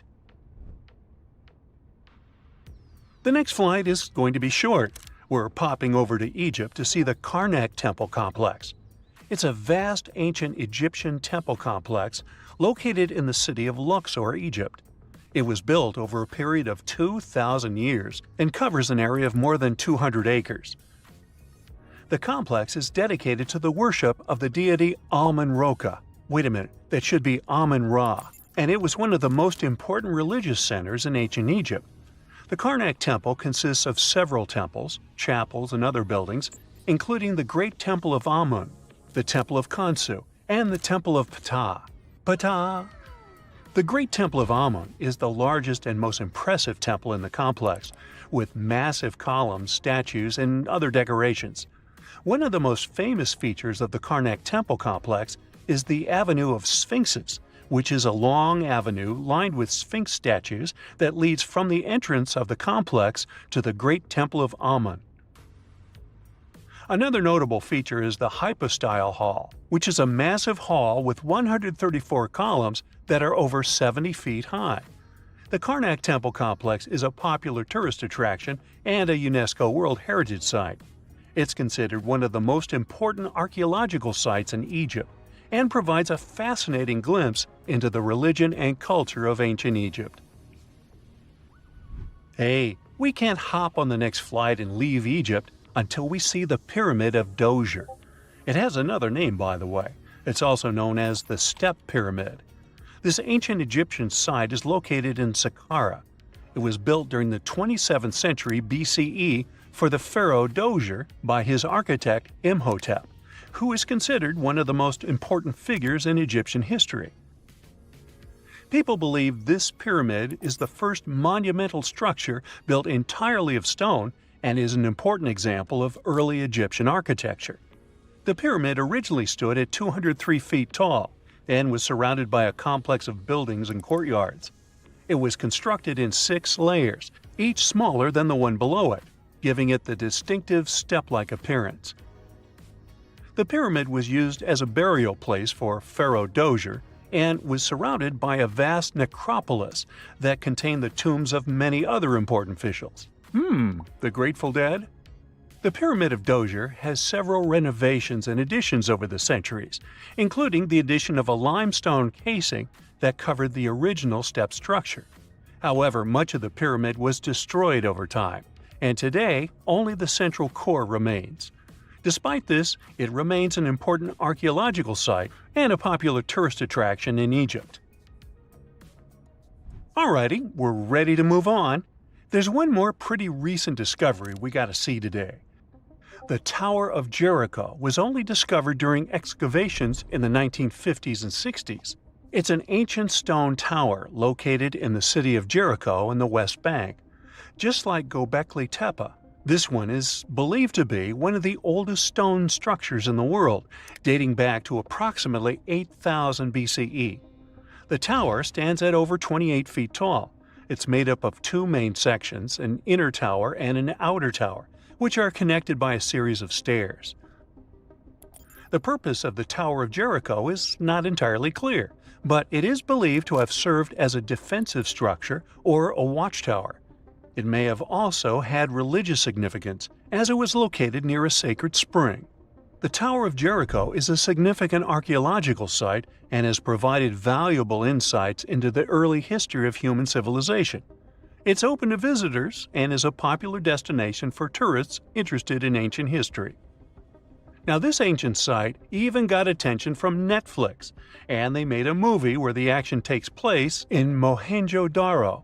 This site was a major center of the Indus Valley civilization in present-day Pakistan.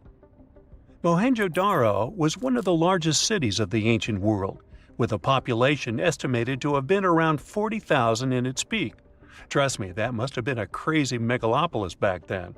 The city was notable for its advanced urban planning, with sophisticated drainage and sanitation systems, and its impressive architecture, including the Great Bath and the Granary.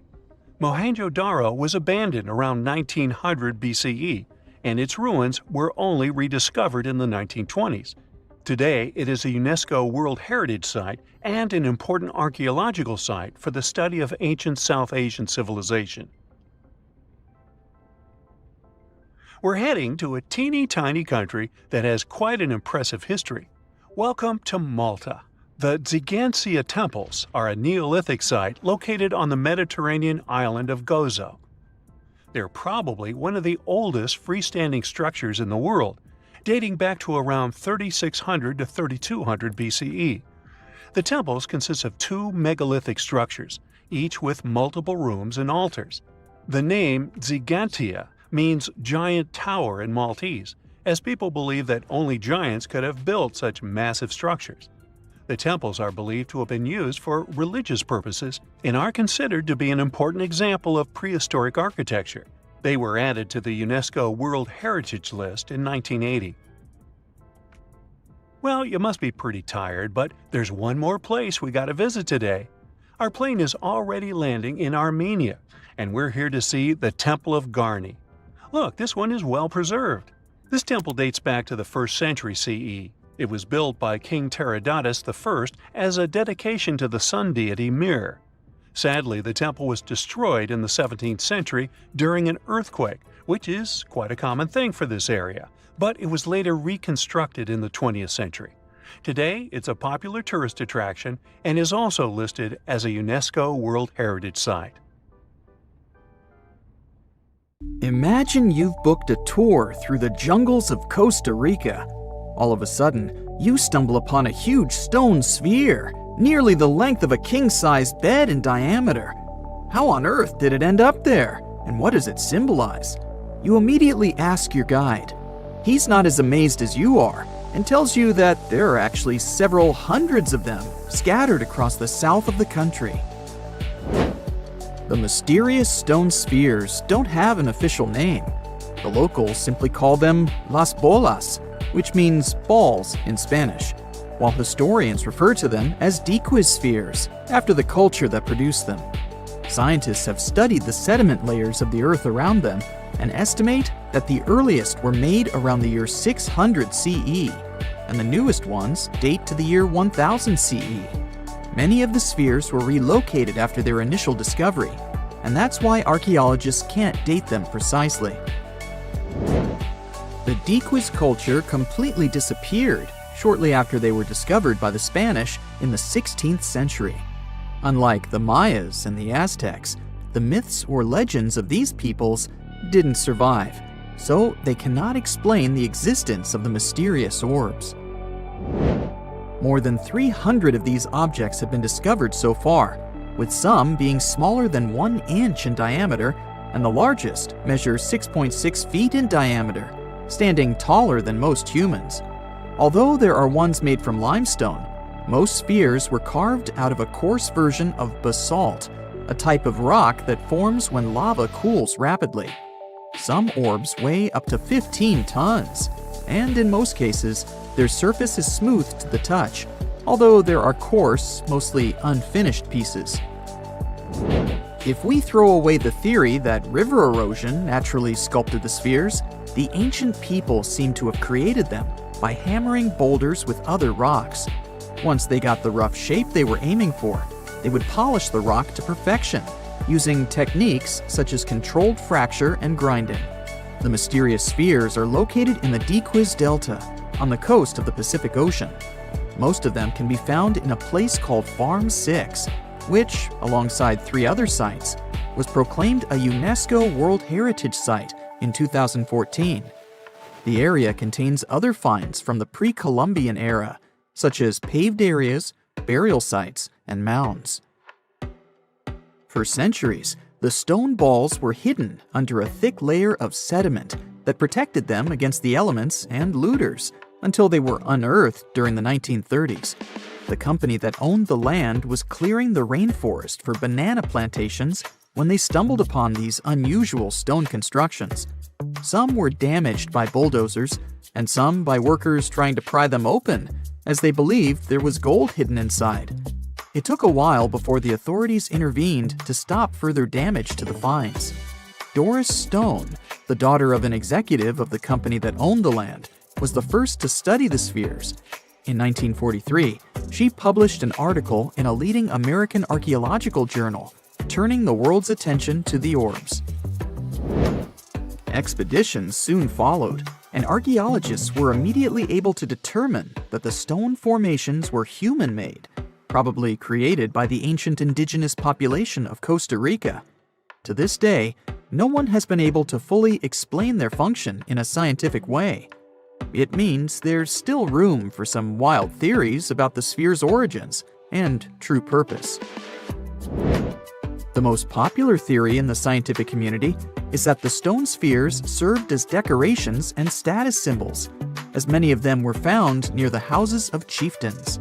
Local tribal leaders were also laid to rest with some of the smaller balls, so these stone formations were definitely associated with power in some way.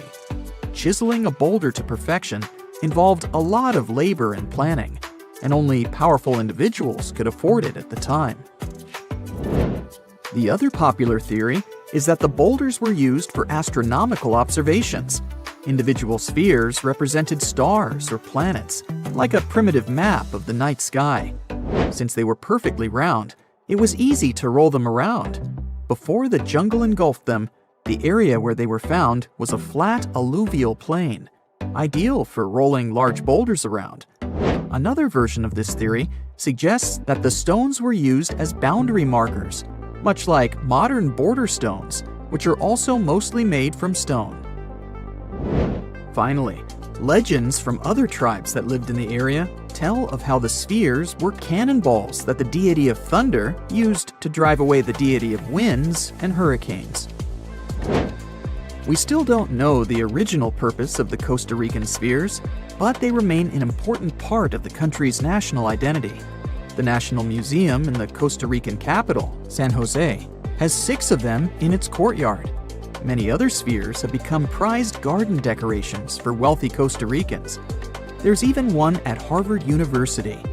More than a millennium after they were created, the mysterious stone spheres of Costa Rica are still associated with power and wealth.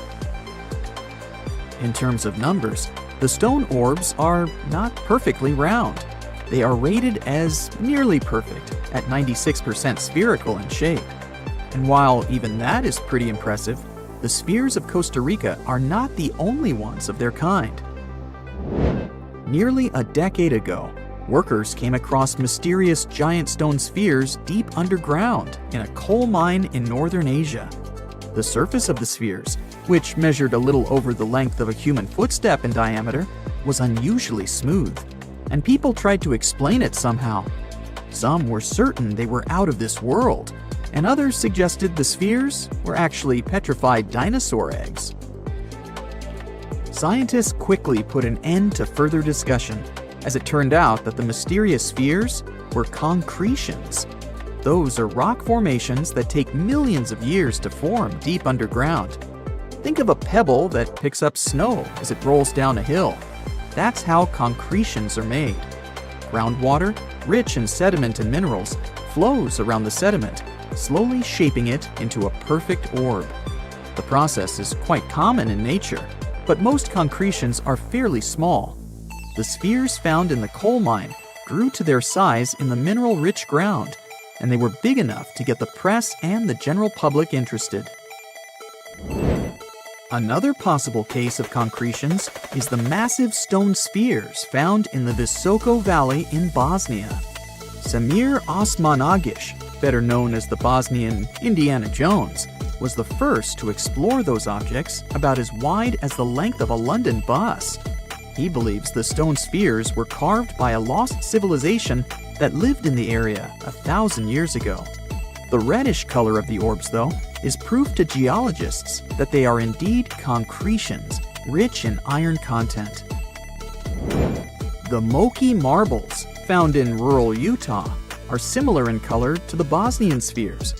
These tiny concretions are the size of toy marbles and consist of a sandstone core and a shell made out of hematite, an iron ore.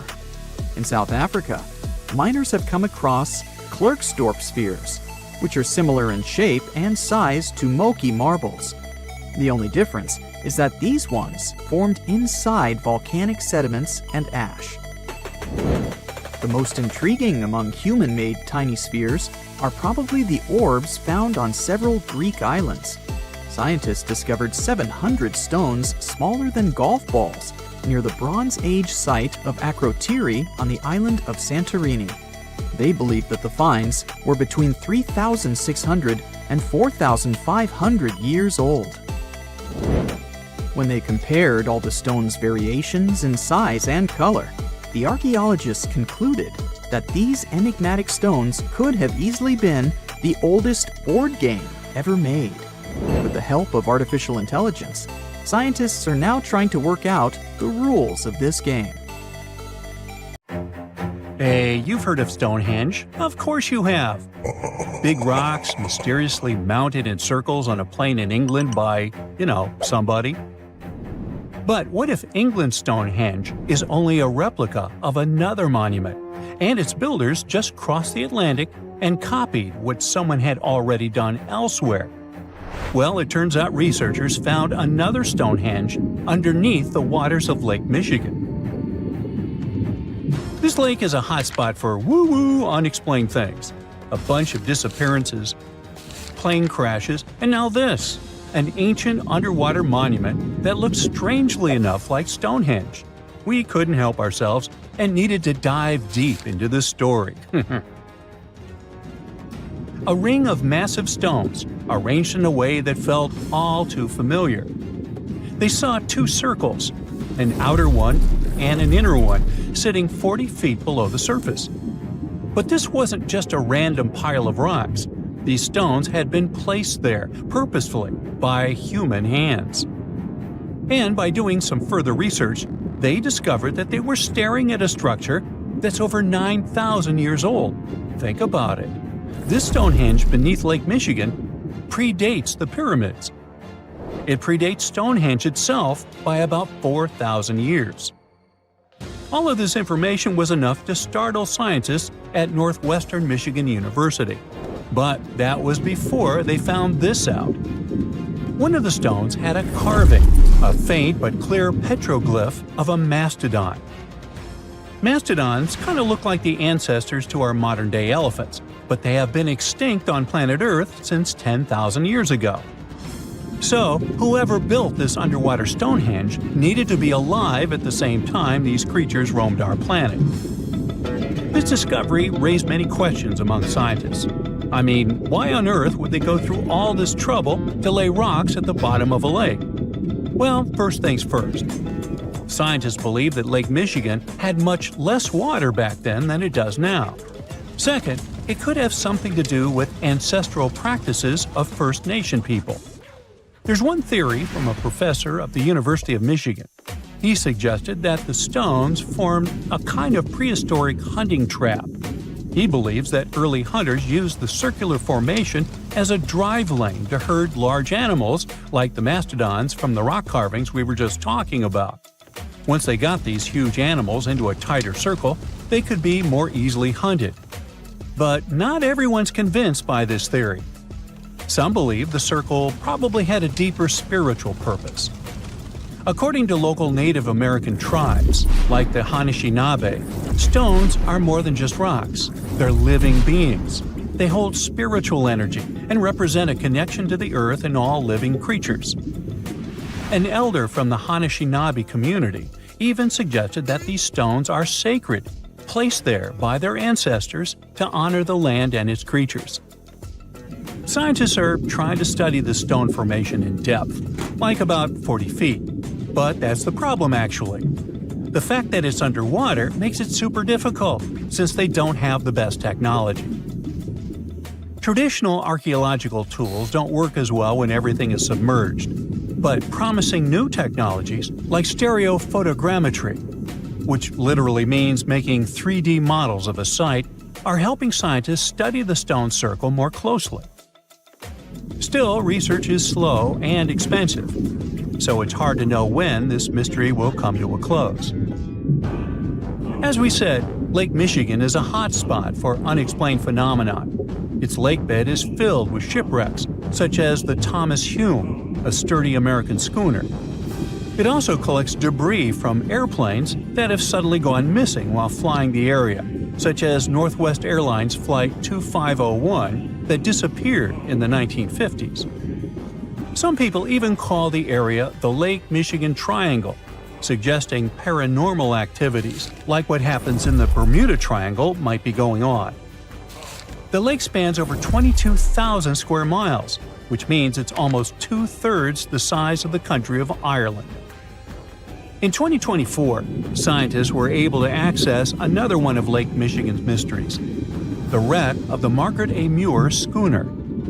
This 130-foot-long sailing ship sank over 130 years ago.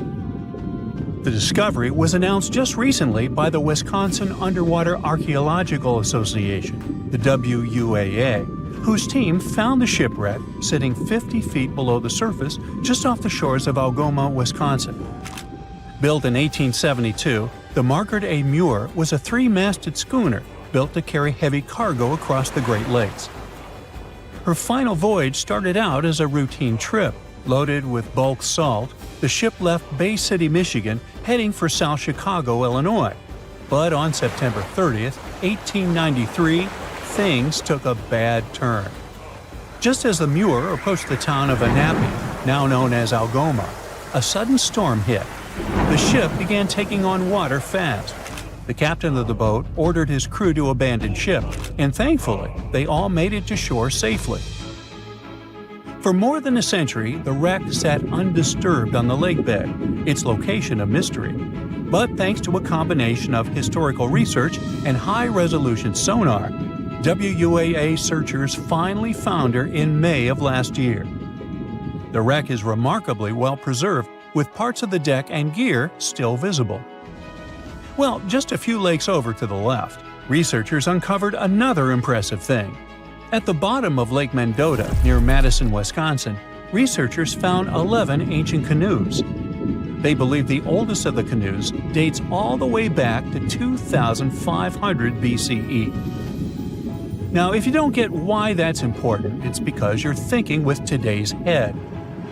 If in a classic Midwest highway you see a bunch of pickups, then back in the ancient days you see only canoes. They were the main mode of transportation for indigenous cultures. They were used to fish in deep waters, trade goods, and travel long distances. The reason why scientists were so excited with its discovery is because they had never found any proof of what canoes were being used for in this region back then. And to understand the local cultures that inhabited the area during this time period, they needed to have some information on that. This exciting discovery was announced by the Wisconsin Historical Society in May 2024. The first canoe, which they believe is around 1,200 years old, was pulled from the lake in 2021. Then a second one was dug up in 2022. And now divers have found at least 11 more canoes along what would have been an ancient shoreline, long since submerged. One theory is that these canoes were intentionally sunk to keep them from freezing or warping in winter. It's possible people stored them in the same spot for generations. Or maybe this is just a small part of a much bigger settlement. Historians do believe there could be an ancient village hidden under the water of the lake. Divers have already found stone tools, like net sinkers used for fishing, but the village itself hasn't been located yet. Truth is, while the Great Lakes often steal all the thunder, scientists point out that smaller lakes like Mendota have stories too. The Wisconsin Historical Society is working closely with Native nations to piece together more about the lake's history. You'll need to believe me when I say there is a third Stonehenge, all the way under the waters of Lake Constance, Switzerland. I mean, think of it like Stonehenge's cousin. Archaeologists began to discover this back in 2015, when they found a line of 170 man-made stone cairns under the lake. Scientists say this was most likely the work of several villages, and that the cairn site was probably used for some collective purpose because, well, the formations are huge. Some of them are several dozen feet wide, and they can build up to 6 feet. The most amazing discovery so far is that the site dates back to around 5,500 years ago. So around the time the original Stonehenge was being built. Some of the facts that link them together are their construction dates, as well as the distinct characteristic of stone monuments built in a circular format. Scientists don't know much about this site yet, but hey, I see a pattern manifested all over the world, don't you? We all grew up believing that Stonehenge is the world's most ancient observatory, but now it has some serious competition for the title. Nabta Playa was built more than 2,000 miles away in southern Egypt, and thousands of years before Stonehenge and even the pyramids of Giza. In 1973, a Bedouin guide stumbled upon a strange group of huge stone formations while crossing the Sahara Desert. He led American archaeologist Fred Wendorf to the site, located about 60 miles from the Nile. Wendorf's friend and colleague claims the team found the stones while stopping for a bathroom break in the desert. Either way, what they found changed history. At first, Wendorf thought the stone structures were just natural formations, but then it hit him. This area was once a lake, meaning no natural rocks should even be there. He kept coming back to the site for decades, and by the early 1990s, his team finally uncovered a circle of stones that seemed to line up with the stars in a way no one could explain. After 7 long years of trying to crack the mystery of the site, Wendorf reached out to an expert in archaeoastronomy. They study how ancient people used the stars. One evening, while the expert sat in the cool desert sand staring at the stones, he realized that they formed a pattern radiating outward from a massive burial mound. One by one, as they dug into the sediment, the buried megaliths started lining up like spokes on a wheel. The team had already used radiocarbon dating to test samples from fire hearths and tamarisk wood roofing found inside the stone circle. Nabta Playa had dozens of standing stones, all a few feet tall. Some of them lined up exactly with the sunrise on special days, and others matched up with bright stars in the sky. Inside the big circle, there were 6 special stones that may have been used for rituals or marking important times of the year. Around them, 29 standing stones might have worked like a simple calendar to help people know when it was time for something important, like the summer solstice, the longest day of the year. When the sun rose in just the right spot, it was a sign that the rainy season was coming. The stone circle once aligned with the brightest stars in the northern sky: Arcturus, Sirius, and Alpha Centauri. Some stones even pointed to the constellation Orion. By tracing Arcturus's movement across the sky, they figured out that it matched perfectly with the circle around 4800 BCE. That means it was the oldest astronomical site ever discovered. And the people of Nabta Playa may have been watching the stars thousands of years before telescopes were even invented. It looks like it had a huge meaning for people living and traveling through the desert. Over 10,000 years ago, the long, cold, and dry ice age that lasted for tens of thousands of years was finally fading away. Northern Africa got massive monsoons and rains that filled up seasonal lakes. So, parts of the desert turned into short-lived oases. For the nomadic people who roamed this harsh land, these summer rains were everything. Their entire way of life revolved around cattle. When archaeologists opened the central tomb at Nabta Playa, they dug up cattle bones and even a massive rock carved into the shape of a cow. The people who built it used the stars to guide them and find hidden watering holes like Nabta Playa, which likely held water for about 4 months a year, starting with the summer monsoons. But there was no North Star back then, so instead they navigated using bright stars and the way the sky seemed to spin in circles above them. When the lakes were full, the standing stones would be partly submerged, and from the western shore, you would see the reflection of the stars on the dark water. Nabta Playa is way less famous than Stonehenge, perhaps because its stones were buried and the famous site in England was open to visitors for thousands of years. Sadly, when Nabta Playa did become famous, some tourists ruined parts of it by moving stones around, which messed up the ancient star alignments. To protect it, the authorities moved everything to a museum where people can see the stones and the carved cow statue without damaging them. The Egyptian Observatory isn't the only construction similar to Stonehenge. It has versions that were used for different purposes from Germany and France to the US and the Andes in northern Peru. This last one is actually one of the oldest big structures ever built in this region. The circular plaza is made of 2 giant stone walls arranged in a ring. It was likely used for ceremonies and gatherings. Scientists have carbon dated it to be about 4,750 years old, which means it was built before the Great Pyramids of Egypt and Stonehenge. The plaza had 2 entrances and a special layer of clay, soil, gravel, and charcoal underneath. It was carefully planned and built. Archaeologists also found ceramic pieces, quartz crystals, and gemstones at the site, so it was definitely a special place. People visited it for centuries, but at some point it was sealed off, probably because of changing beliefs and traditions. The most recent discovery was the remains of a large timber circle roughly the same age and with parallels to Stonehenge, all the way up in Denmark. This open-air structure, was likely part of a special area where prehistoric people from the late Neolithic and early Bronze Age gathered for rituals and ceremonies. The circle was made up of 45 giant wooden posts, forming a huge ring about 100 feet wide. The wood is gone now, but scientists believe tall timbers once stood in the holes and created an impressive wood henge.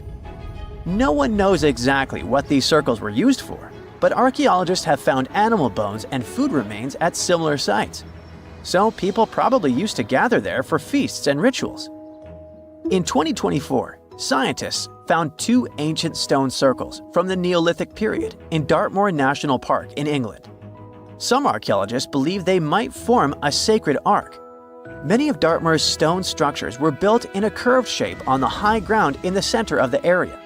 A long time ago, Dartmoor was covered in forests, so people may have used the high ground as important markers.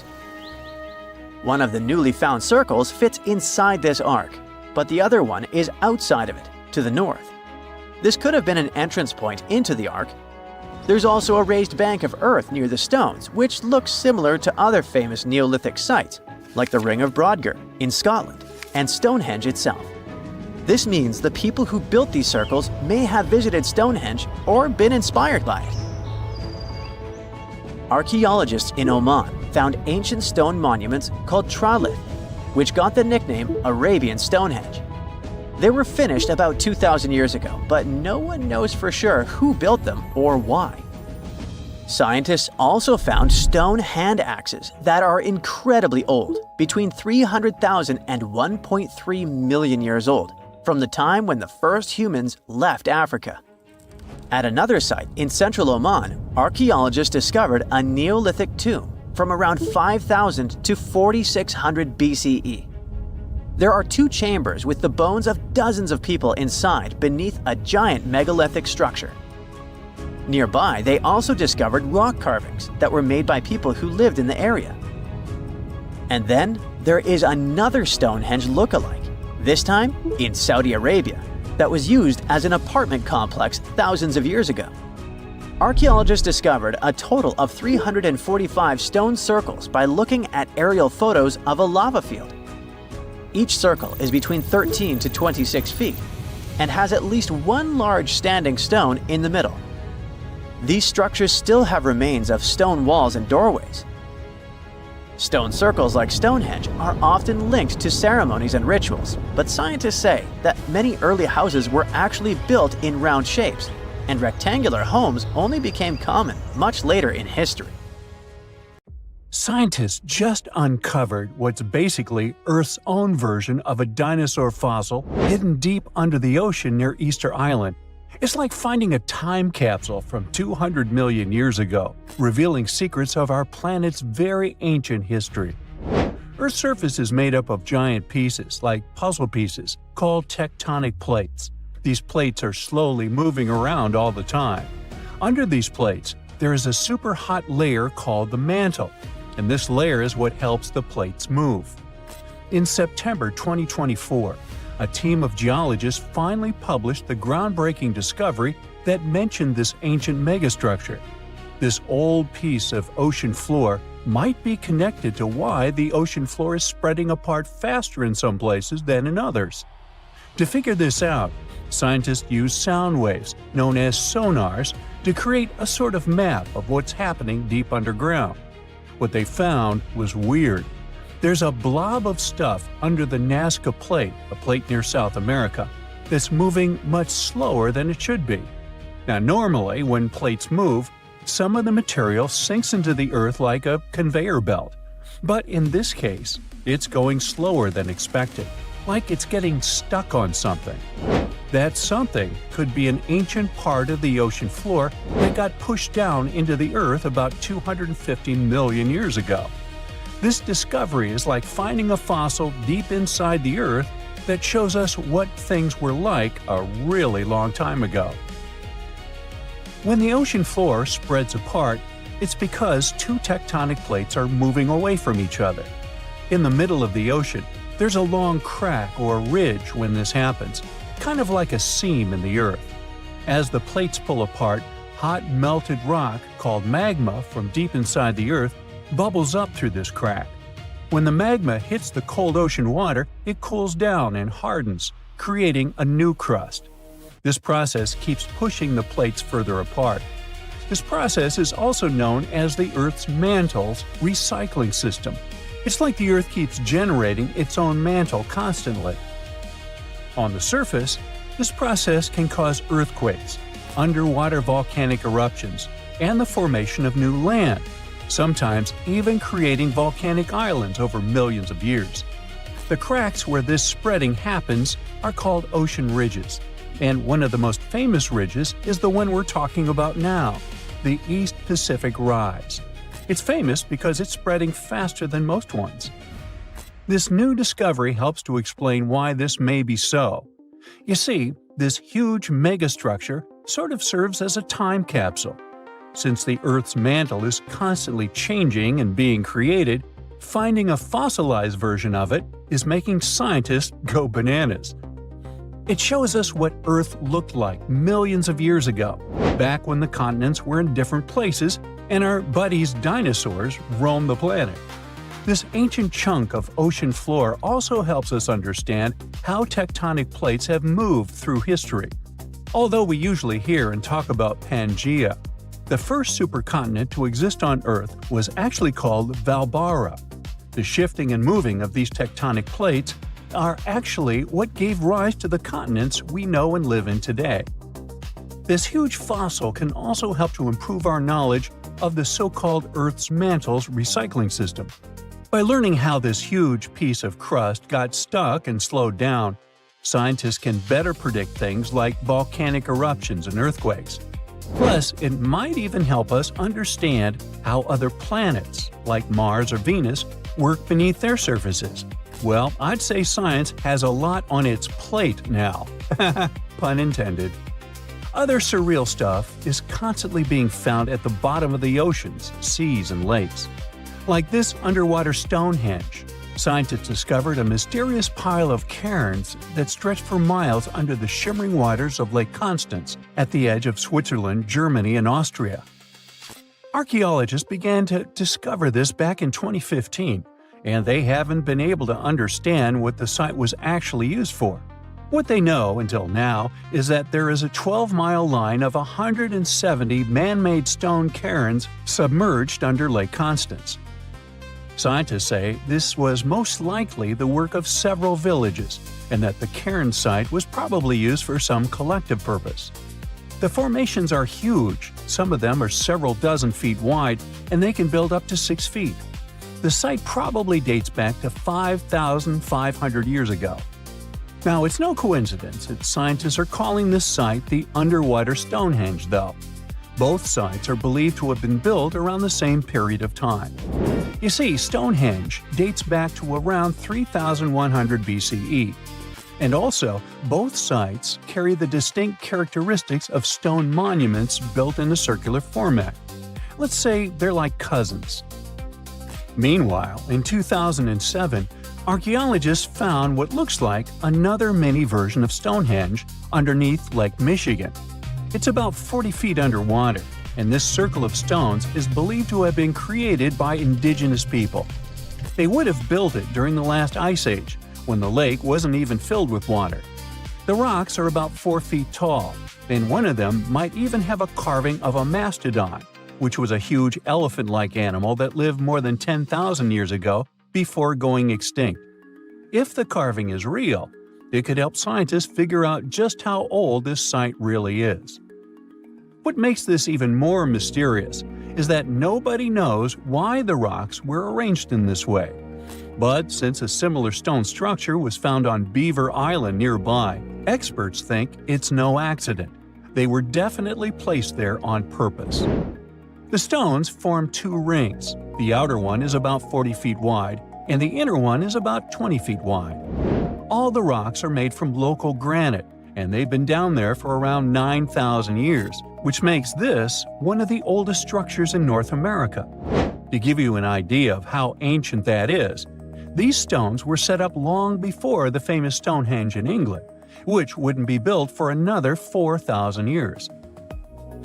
Now, all the way over in Japan, this mysterious structure was unearthed. At first, it looks like an underwater Machu Picchu. The site is filled with a huge pyramid-shaped structure, arches, staircases. It's something that could have easily been a palace or a castle. Behold, the Yonaguni Monument. It also goes by the name of Japan's Atlantis. The entire monument is about the size of 5 football fields and the height of a 5-story building. Its most surprising structure is its expansive terraces that host large crowd gatherings. Explorers and scientists believe that Yonaguni dates back to 10,000 years ago.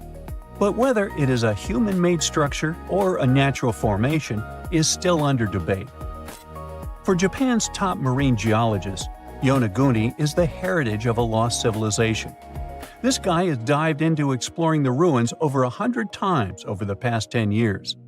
According to him, there are clear signs of human activity down there. The triangle pool, located on the monument's surface, is a triangle-shaped concave that is a historical symbol of water fountains in the region. There's also a giant turtle carved on the eastern side of the structure, which has an important cultural meaning.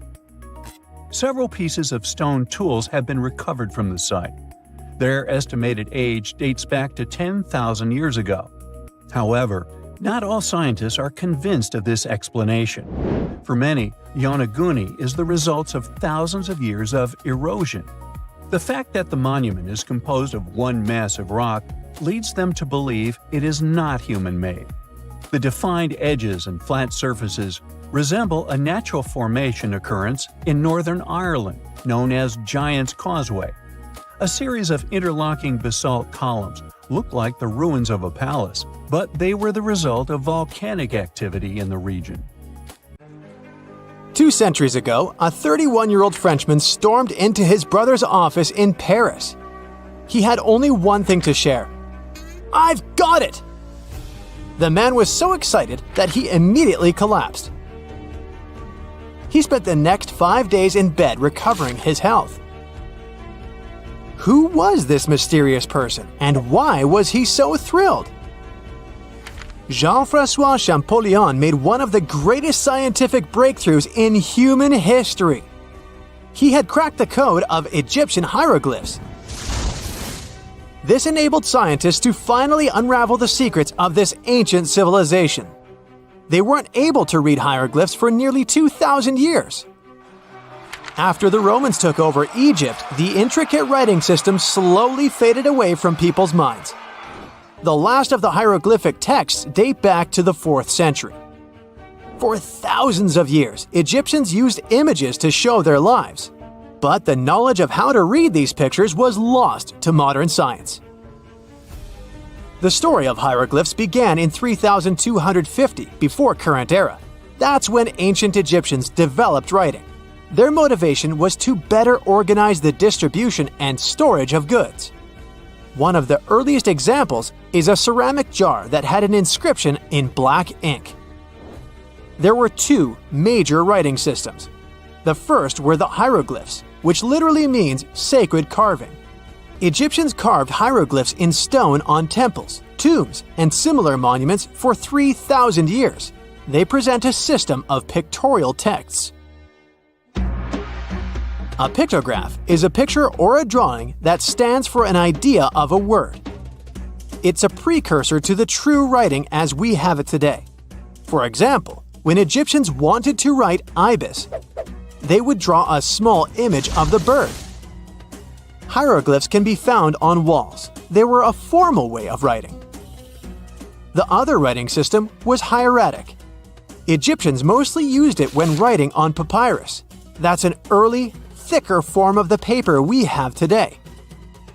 It soon evolved into demotic. This improved version became the most common writing systems in ancient Egypt. Then, in the early 4th century BCE, Alexander the Great took control of Egypt. This was the time when the Greek Ptolemaic dynasty ruled the country.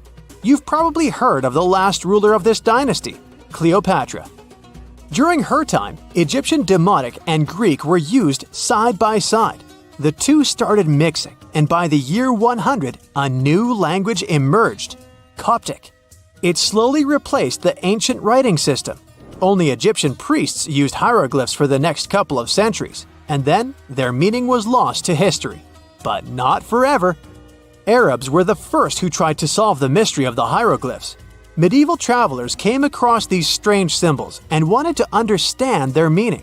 They consulted speakers of Coptic and translated text from Greek and Latin into Arabic to break the code of the hieroglyphs. During the Renaissance, Europeans also became fascinated with the legacy of ancient Egypt. Scholars from the Old Continent believed that hieroglyphs were a group of symbols as opposed to a written language. This was all about to change in 1799. A year earlier, Napoleon, the famous French ruler, arrived in Egypt. His subordinates constructed a fort that dated back to the 15th century. Rashid, or Rosetta, was a port town in the northeast of Egypt, near Alexandria. One section of the old fortification wall contained an interesting slab inside. The stone tablet was made of a granite-like rock. It was just 40 inches high and 30 inches wide. It contained 3 distinctive sections of text carved into it. The letters were in 3 scripts and 2 languages: hieroglyphs, Demotic, and Greek. It was a fragment of a larger ancient stela. These are upright stone slabs that are used to dedicate to a person or an event, but the one from Rosetta was damaged. 2/3 of the hieroglyphic text on the top was missing. The bottom Greek text lacked a cornerstone. The only fully preserved section was the writing in Demotic in the middle of the slab. It eventually ended up in the British Museum. The scientific community was intrigued, and the race was on to decipher it. Prints and casts of the slab went out all over Europe. Scholars already knew ancient Greek, so in theory, this shouldn't have been so hard. The first people who saw the Rosetta Stone thought the process would take 2 weeks. In the end, it took 2 decades. The main issue was the fact that hieroglyphs and spoken ancient Egyptian didn't have a connection anymore. Scientists didn't know what sounds the letters on the slab corresponded to. Imagine if English disappeared 1,000 years in the future. Then someone finds a tablet with the word dog. At first, they wouldn't know how to read the word or the individual letters. Even if they figured out how to pronounce the word, they wouldn't know its meaning. This is what linguists were dealing with in the case of the Rosetta Stone. The careful study of the artifact produced another find. The texts weren't direct translations of each other. They both described the same event, but in different words. It was like you saw a movie with 2 friends, and then all 3 of you wrote different reviews about it. The original text was probably in Greek, but the translators added extra words to make it sound more Egyptian. An English physician and physicist, Thomas Young, made the first great breakthrough. He knew that the name Ptolemy appeared several times in the text based on the Greek translation. This wasn't an Egyptian name, so it was impossible to represent it with a single image. The only way to spell out this Greek name was to use symbols that sound like it when produced. This is called transliteration, and we have it today as well. This is how foreign-sounding words are written down in Chinese or some Slavic languages. Young focused on sets of hieroglyphs in oval frames. These are called cartouches. He experimented a bit but finally discovered that one of them read, Ptolemy the Great. The individual hieroglyphs that made up this name corresponded to sounds needed to produce it. This is where our mysterious man from the beginning of the video enters the picture. Champollion picked up where Young left off. He knew Coptic, so the Frenchman was able to determine what many other hieroglyphs sounded like. The eureka moment was close. It came while he was studying a cartouche from a site dedicated to Ramses II. It had 4 symbols. The last 2 were the same. He determined this was the sound S.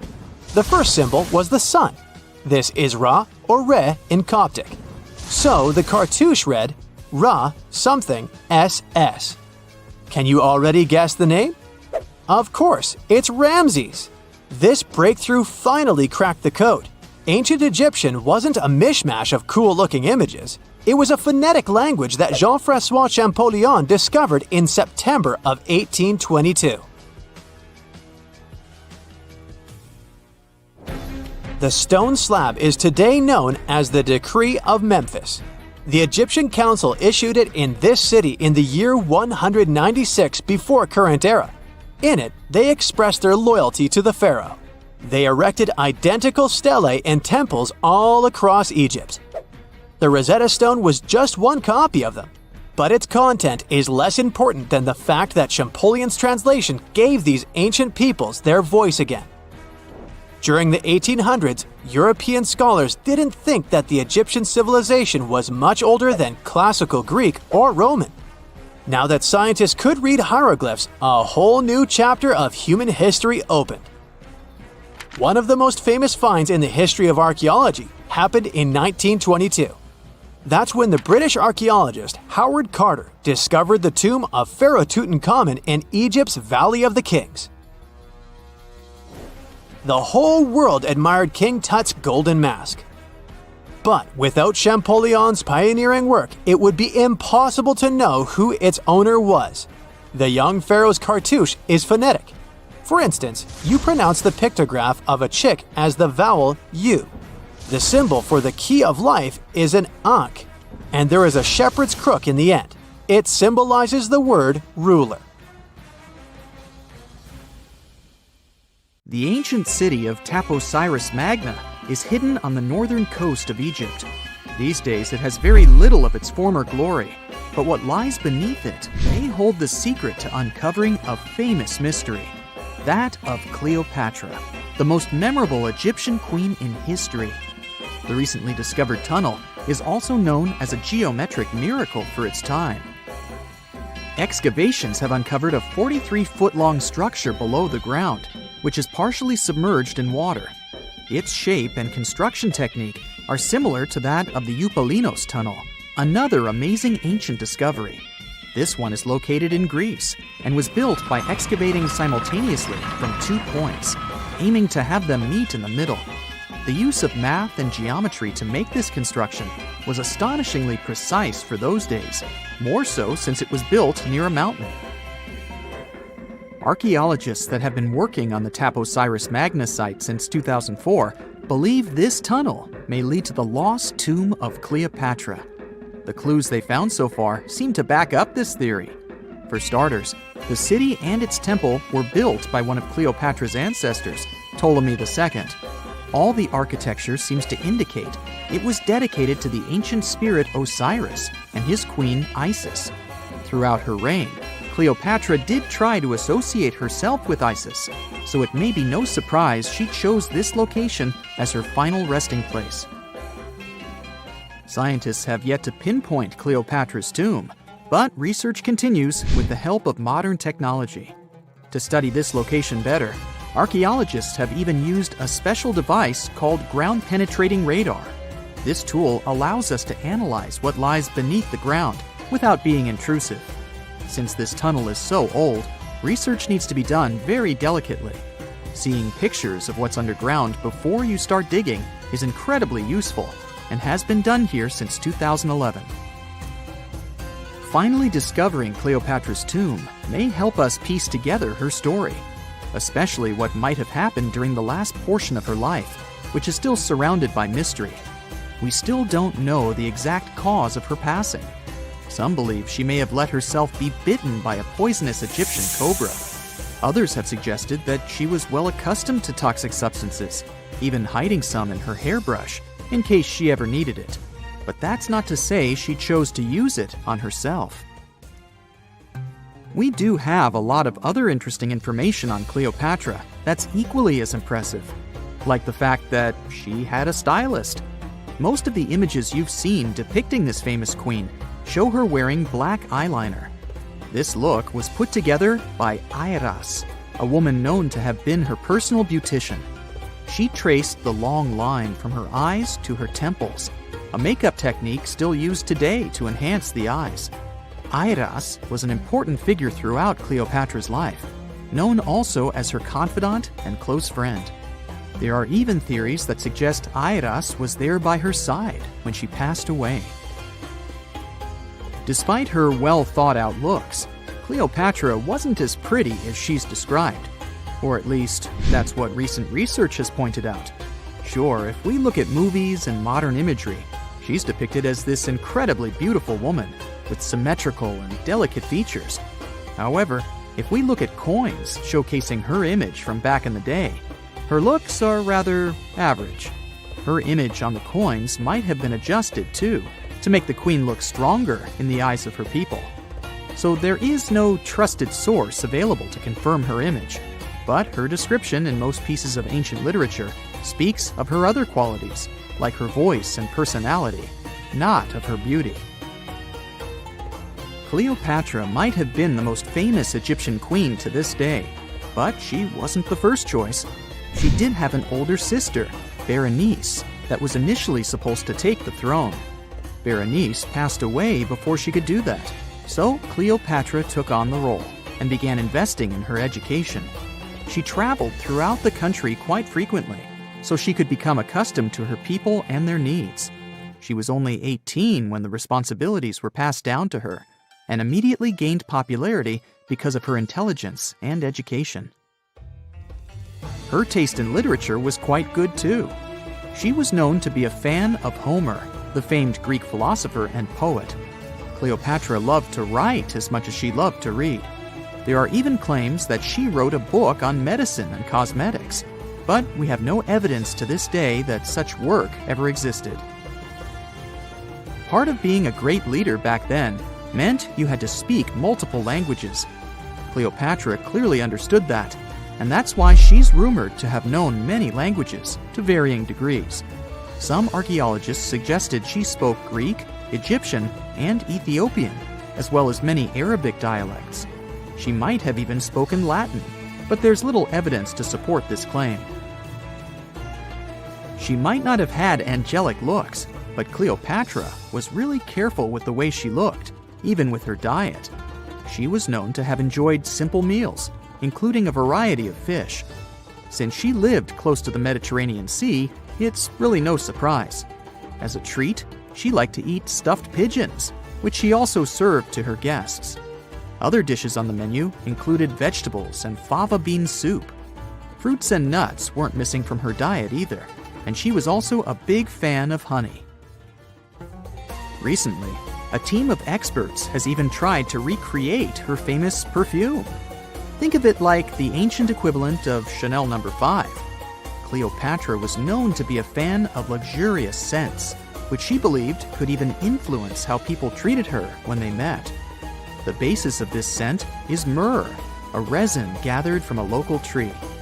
Other ingredients added to the mixture were also found back in the day, like cardamom, olive oil, and cinnamon.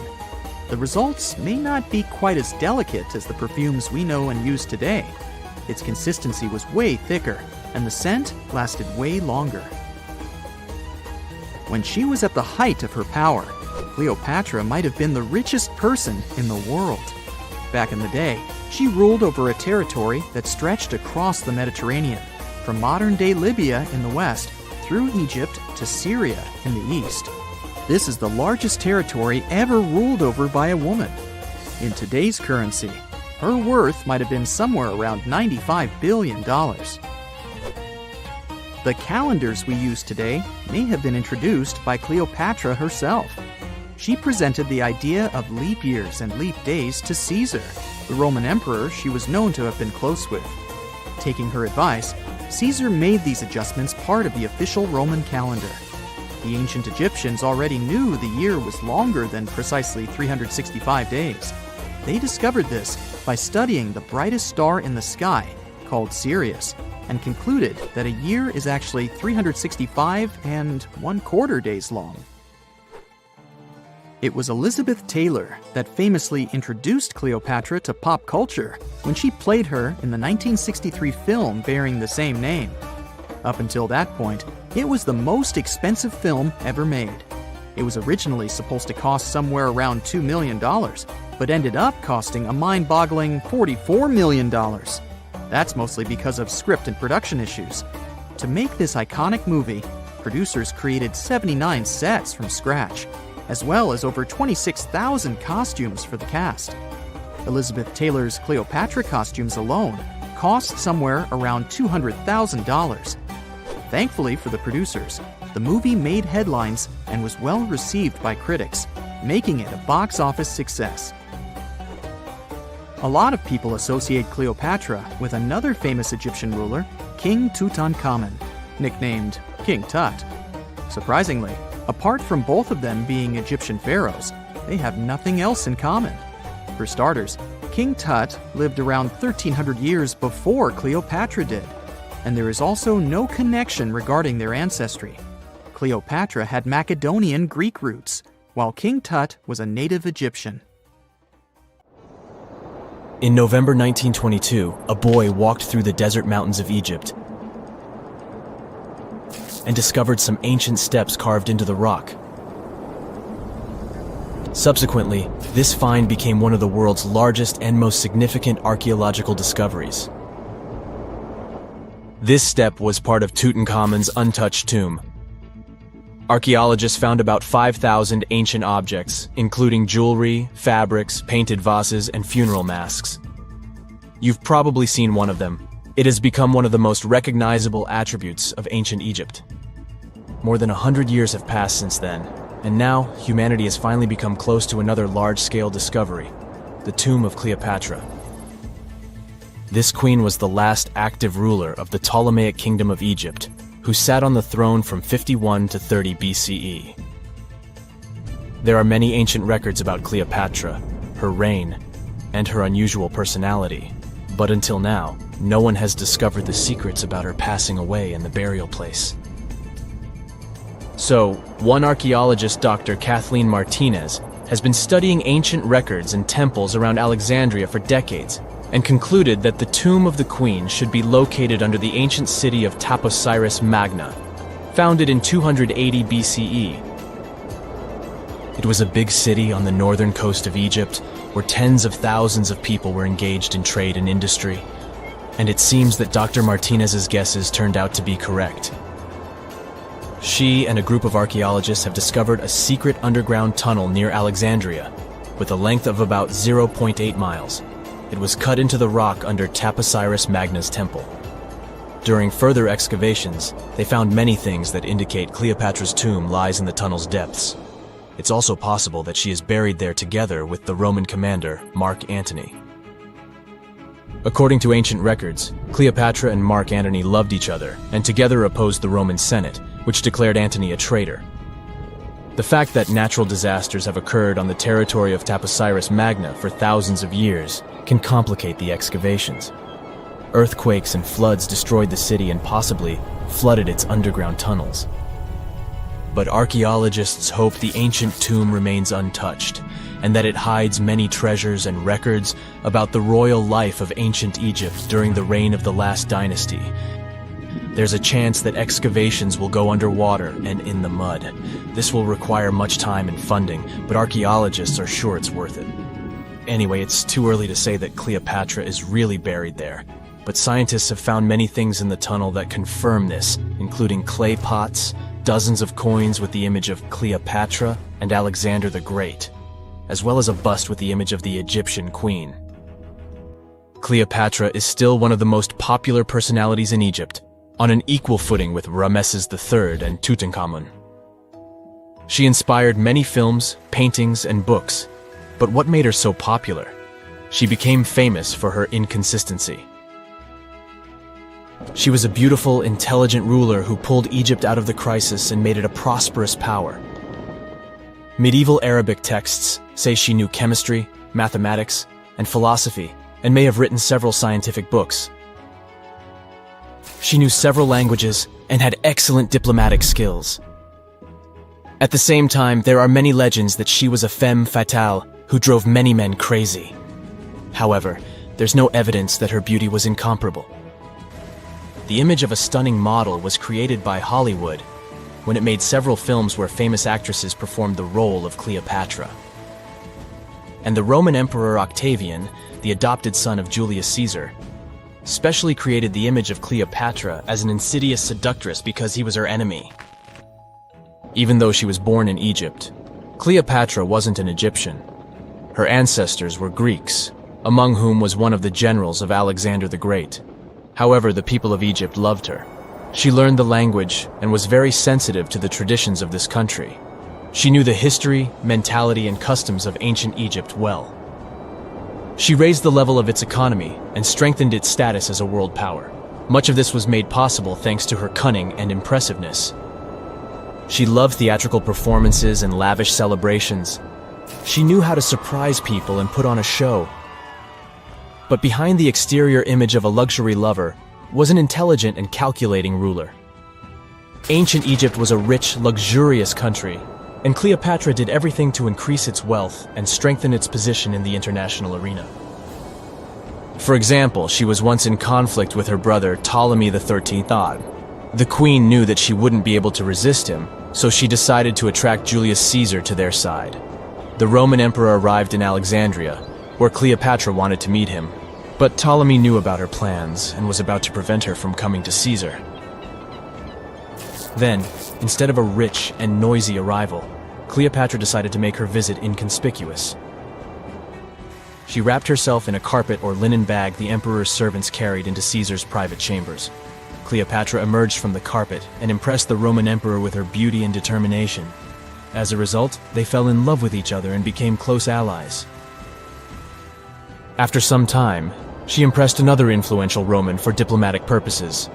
She arrived to meet Mark Antony on a golden barge with purple sails and silver oars. Cleopatra was dressed in the image of Aphrodite and sat under a magnificent canopy. Her servants dressed like cupids and were blowing her fan and burning incense. But Cleopatra created such a show for a reason. She knew that Antony revered Greek mythology and considered himself the embodiment of Dionysus.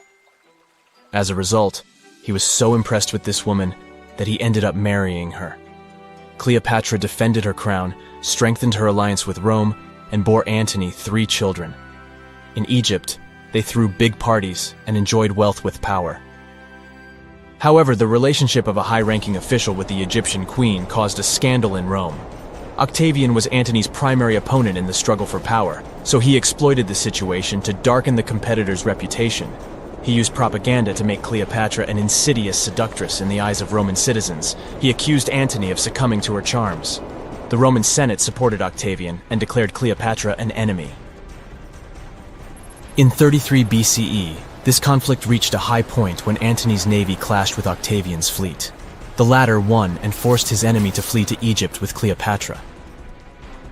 According to some records, they took refuge near Alexandria. Pursued by the Romans, they hid in one of Cleopatra's palaces and met their end. Some legends say that Cleopatra was an expert in poisons. She provoked a venomous snake, a viper or an Egyptian cobra, to bite her.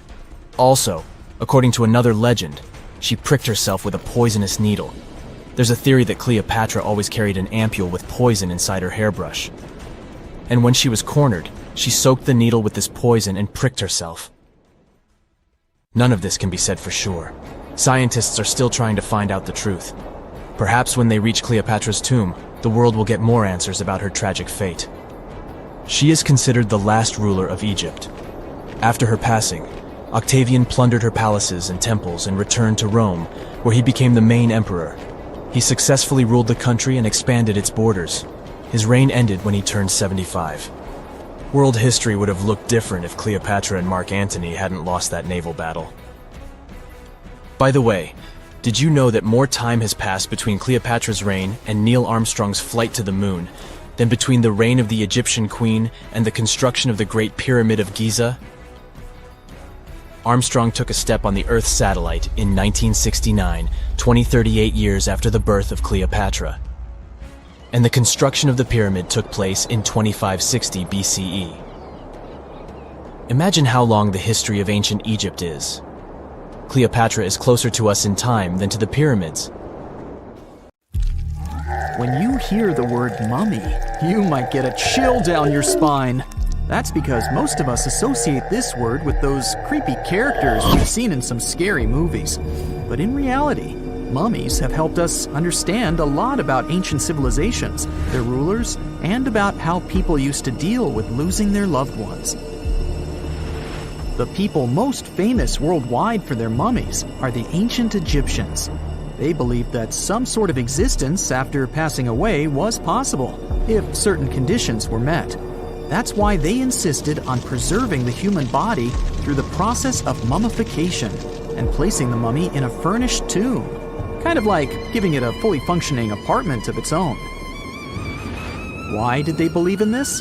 Well, because they were deeply connected to their natural environment for the most part. They saw the natural cycles around them, like how the sun rose every day, followed by the moon, or how new life was always sprouting from plants, even after they had wilted away.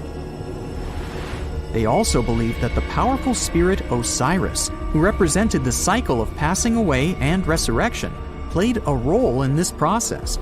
To prepare for the afterlife, the ancient Egyptians followed certain rituals, like mummification, which involved using materials like honey, resins, and incense to preserve the body. There's no other mummy more popular than that of King Tut. He was a young pharaoh who ruled over 3,000 years ago in Egypt. The problem with discovering ancient royal tombs is that most of such burial sites were previously robbed.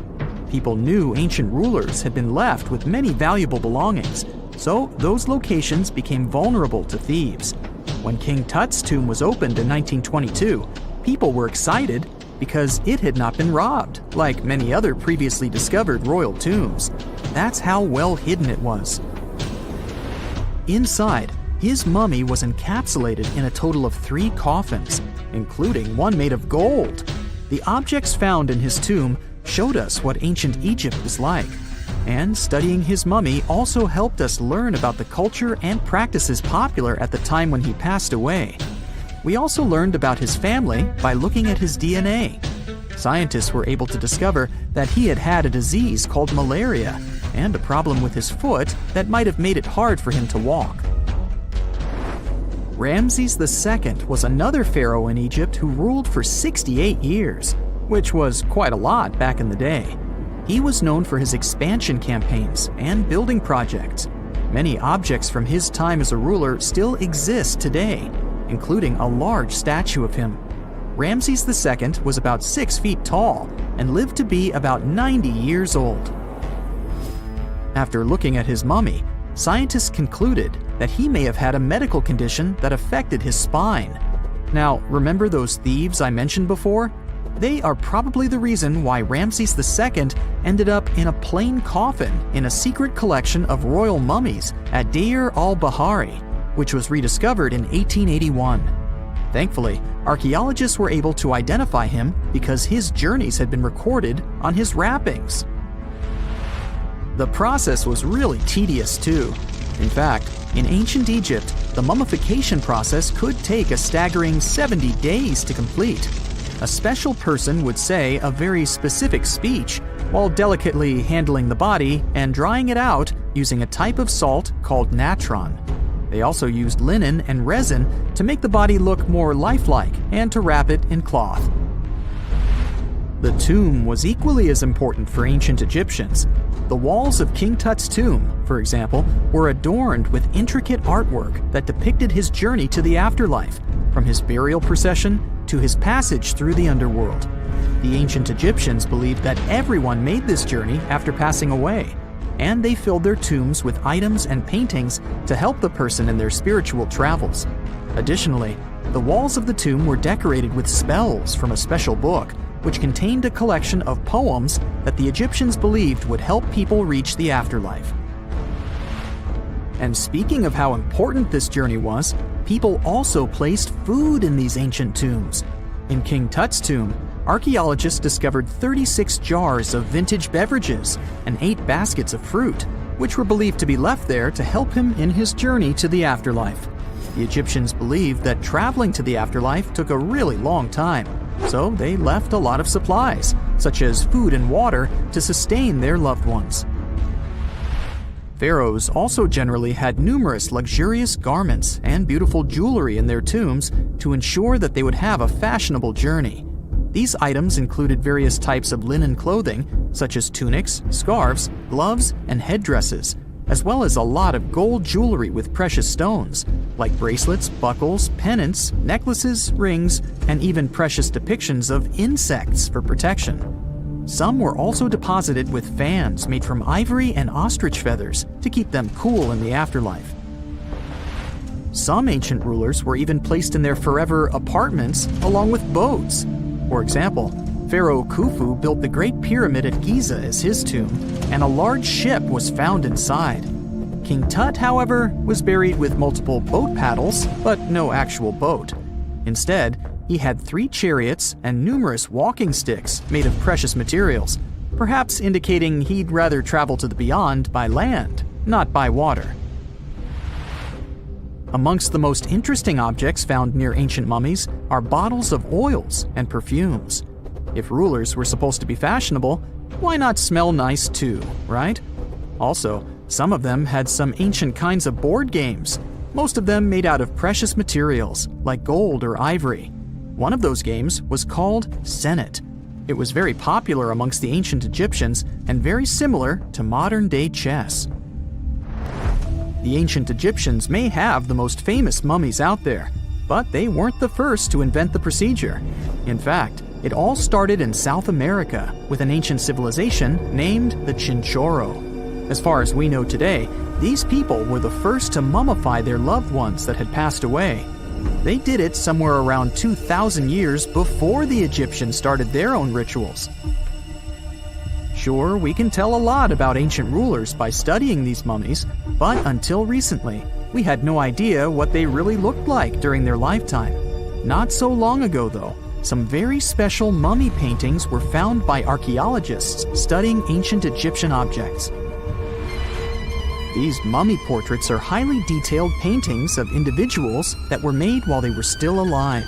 Such paintings were often painted on wood, as opposed to the classical portraits we all know about, which are painted on canvas. They are known for their realism and beauty, and have even been used by researchers to diagnose diseases by comparing them to the corresponding mummies. Some of these portraits also include depictions of jewelry, which was later found on the mummies. The recent discovery of these mummy portraits in Central Egypt is significant, as it marks the first time in over a century that such paintings have been found. Mummies appeared all around the world naturally, too. Mummification can occur without people intervening because of natural conditions, like extremely cold or hot environments, places with a lack of oxygen, or accidental exposure to chemicals that preserve the body. These conditions don't allow bacteria to grow, resulting in the body remaining more or less intact. Famous Otzi was one of these mummies. We know today he was a man who lived around 5,000 years ago in Europe. But upon his discovery in the Alps in 1991, Austrian authorities initially believed that he was a modern mountaineer because of how well preserved the body was. However, after the Iceman was removed from the glacier, it was determined that he was actually from the Copper Age. It's 1898, and you're taking part in excavations in Saqqara. This place, not far away from Cairo, is full of ancient tombs and pyramids. You're in your Indiana Jones mood and hope to find something really phenomenal to become famous. Gold, manuscripts, treasure maps, mummies of famous pharaohs. Wait, a wooden bird? You're really disappointed as it looks like a regular toy. An old one, but still. Little do you know that years later, someone would propose that your bird was actually an ancient monoplane. So the artifact, nicknamed the Saqqara bird, is made of a sycamore tree. The birdie has a wingspan of just 7 inches and weighs around 40 grams. A perfect original souvenir from Egypt, I would say.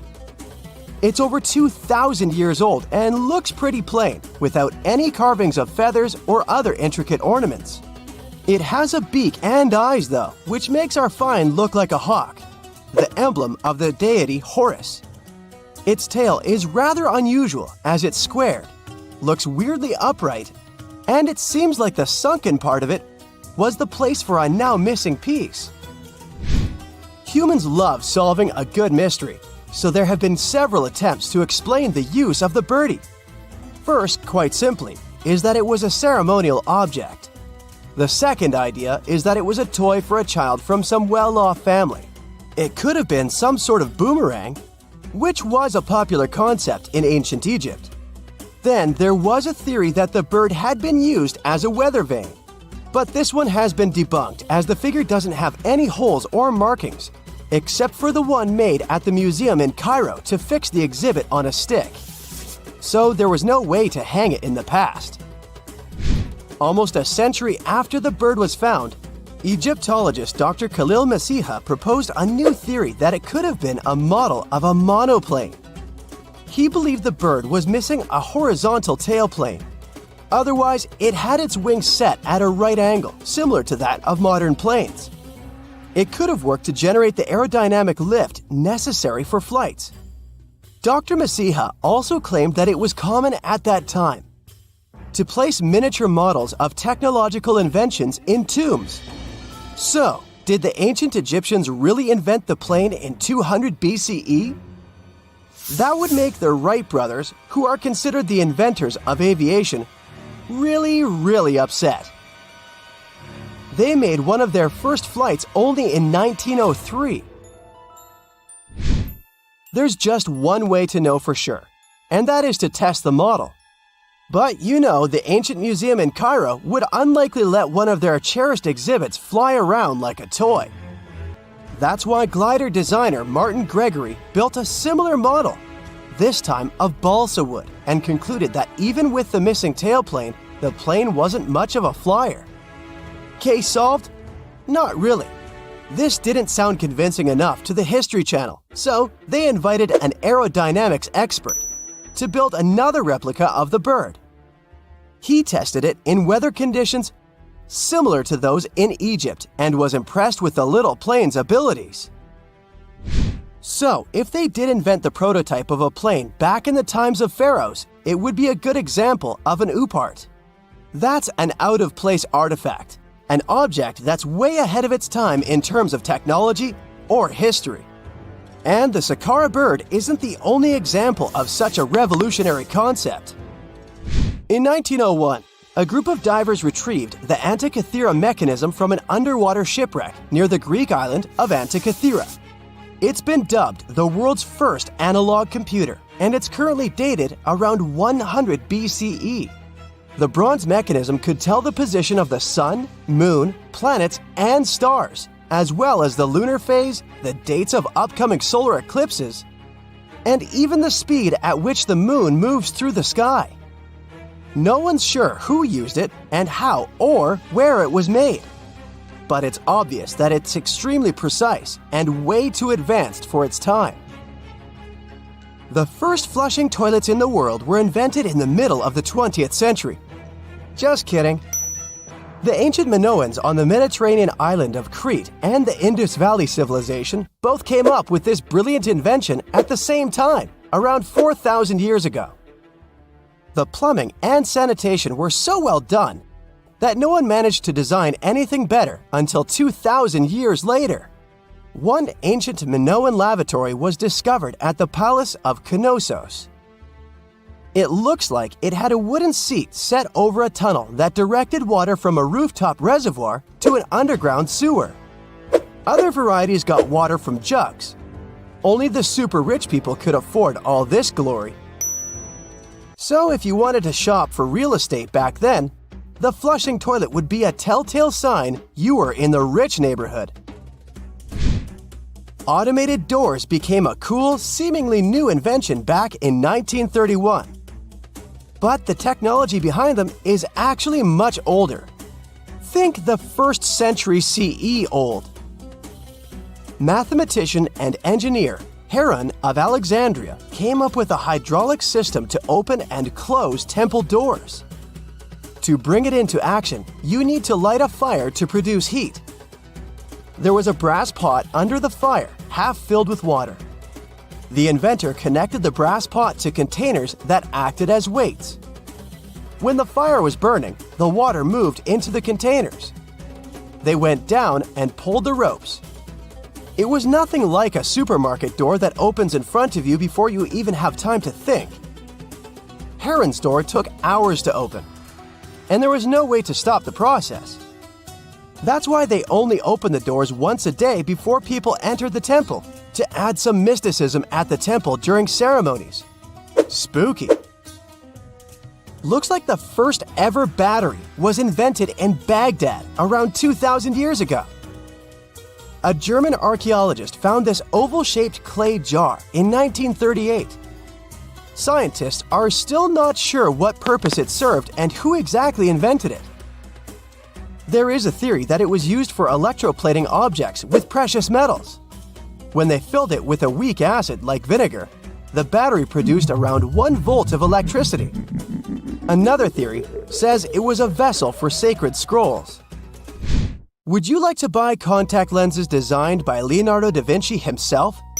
In 1508, he invented a glass lens with a funnel on one side. You were supposed to wear it with water inside to improve your vision. Sounds a bit uncomfortable, doesn't it?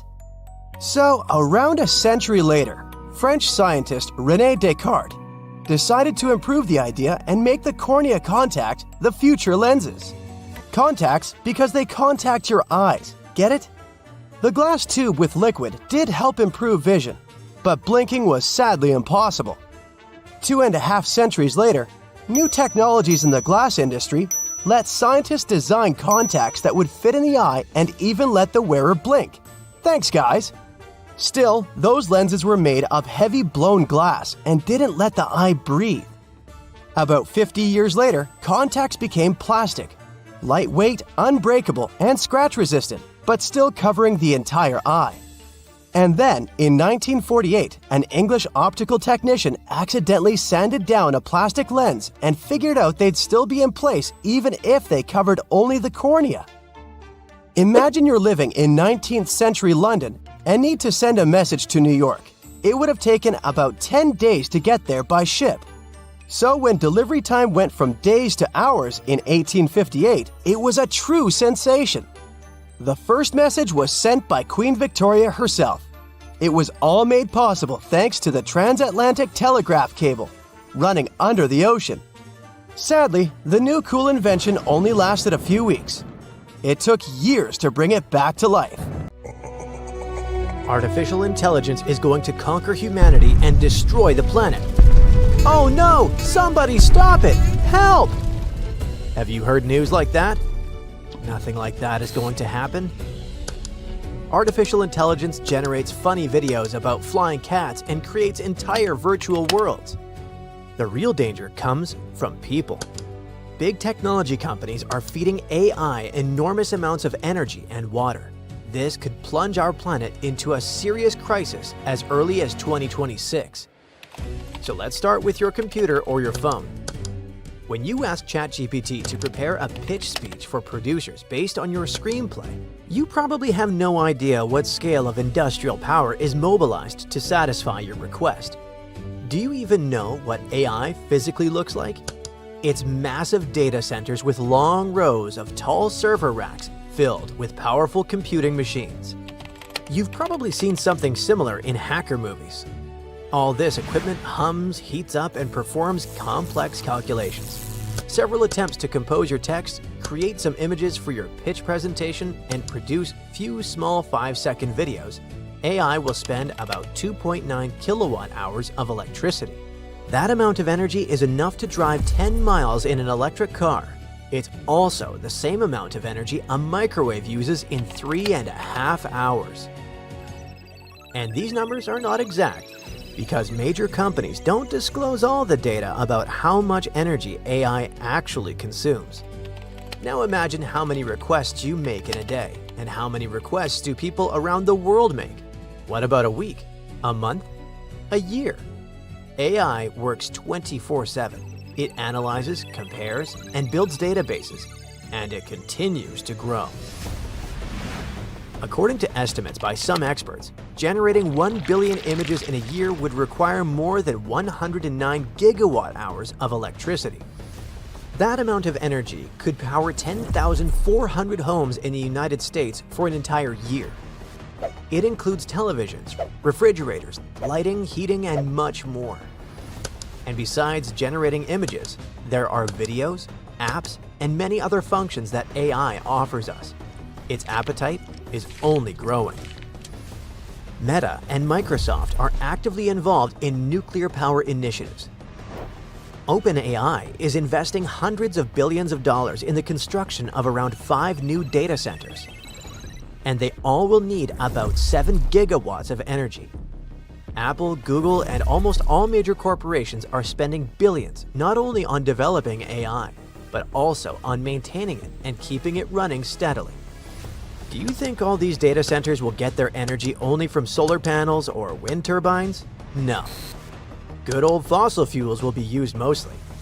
The sun can hide behind clouds, the wind can stop blowing, but AI needs energy all the time. It's impossible to imagine how much fuel will need to be extracted. This means we will release even more greenhouse gases into the atmosphere. It's impossible to predict how much energy AI will consume in the next few years, because our request to it will only increase.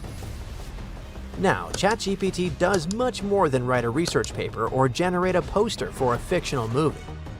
Corporations are already competing to create the best AI agent that can perform thousands of tasks without us. We communicate with AI in voice mode, chatting with it for several hours a day, like real people.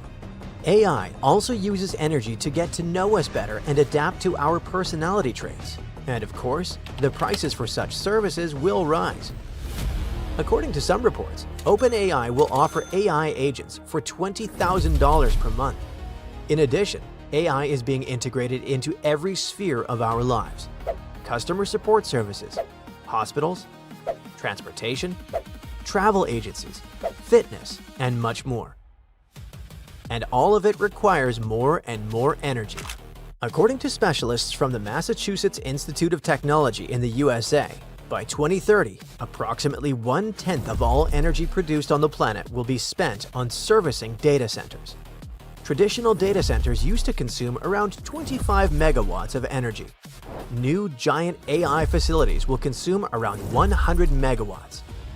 That's enough to power 100,000 households. And according to various announcements, there will be centers consuming enough energy to power about 5 million households. Electricity prices will soar, and along with them, the prices of many goods.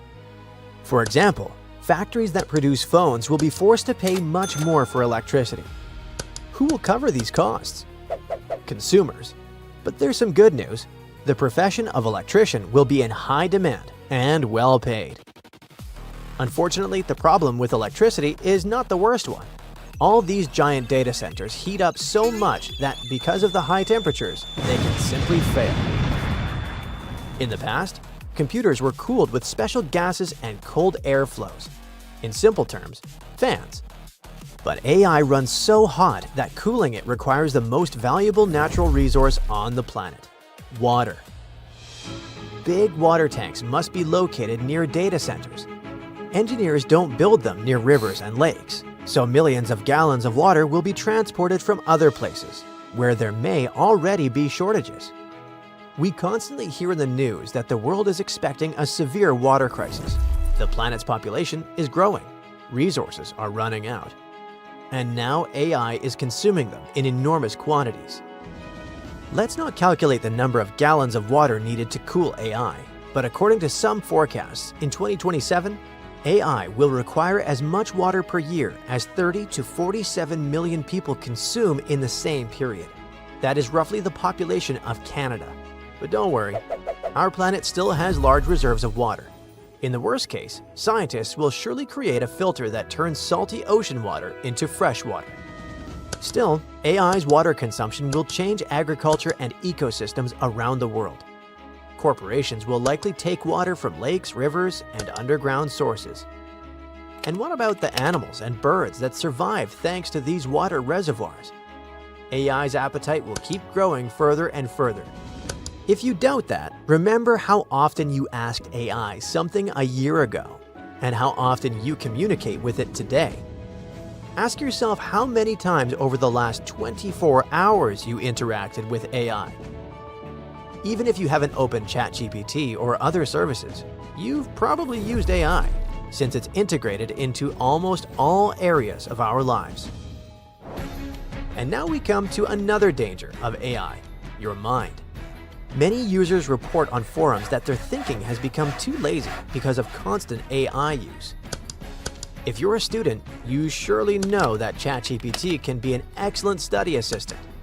And if you work in an office, you've most likely used AI to write an official email to clients or your boss. But what's so bad about that? Here's a simple example. To find information, people used to browse different websites, gather materials from various sources, analyze data, and structure it. The brain worked much better and more intensively. Now AI does all of this for us. We receive ready-made answers. Of course, it's a powerful tool, but we should not trust AI with our entire lives. Sometimes, for the benefit of your brain, it's worth struggling with a task yourself. AI helps us communicate with other people, cook food, read documents, generate and edit photos, create videos, write stories, and much more. And right now, all of this is available at a relatively low cost. People have become too accustomed to it. But what will happen when prices rise? And not everyone can use AI. People may become helpless in many areas of their lives. And what about creative professions? What's the point of painting a picture and practicing composing music when AI can create any image and write any song? In this case, we lose the pleasure of creating art. And what about translators? Learning foreign languages trains our intelligence extremely well. But who will want to practice another language if AI perfectly translates text, speech, and video for you? In the future, AI may replace people in many professions, but don't be too afraid. Remember, it's only a tool. Train your thinking, read, use AI when necessary. And most importantly,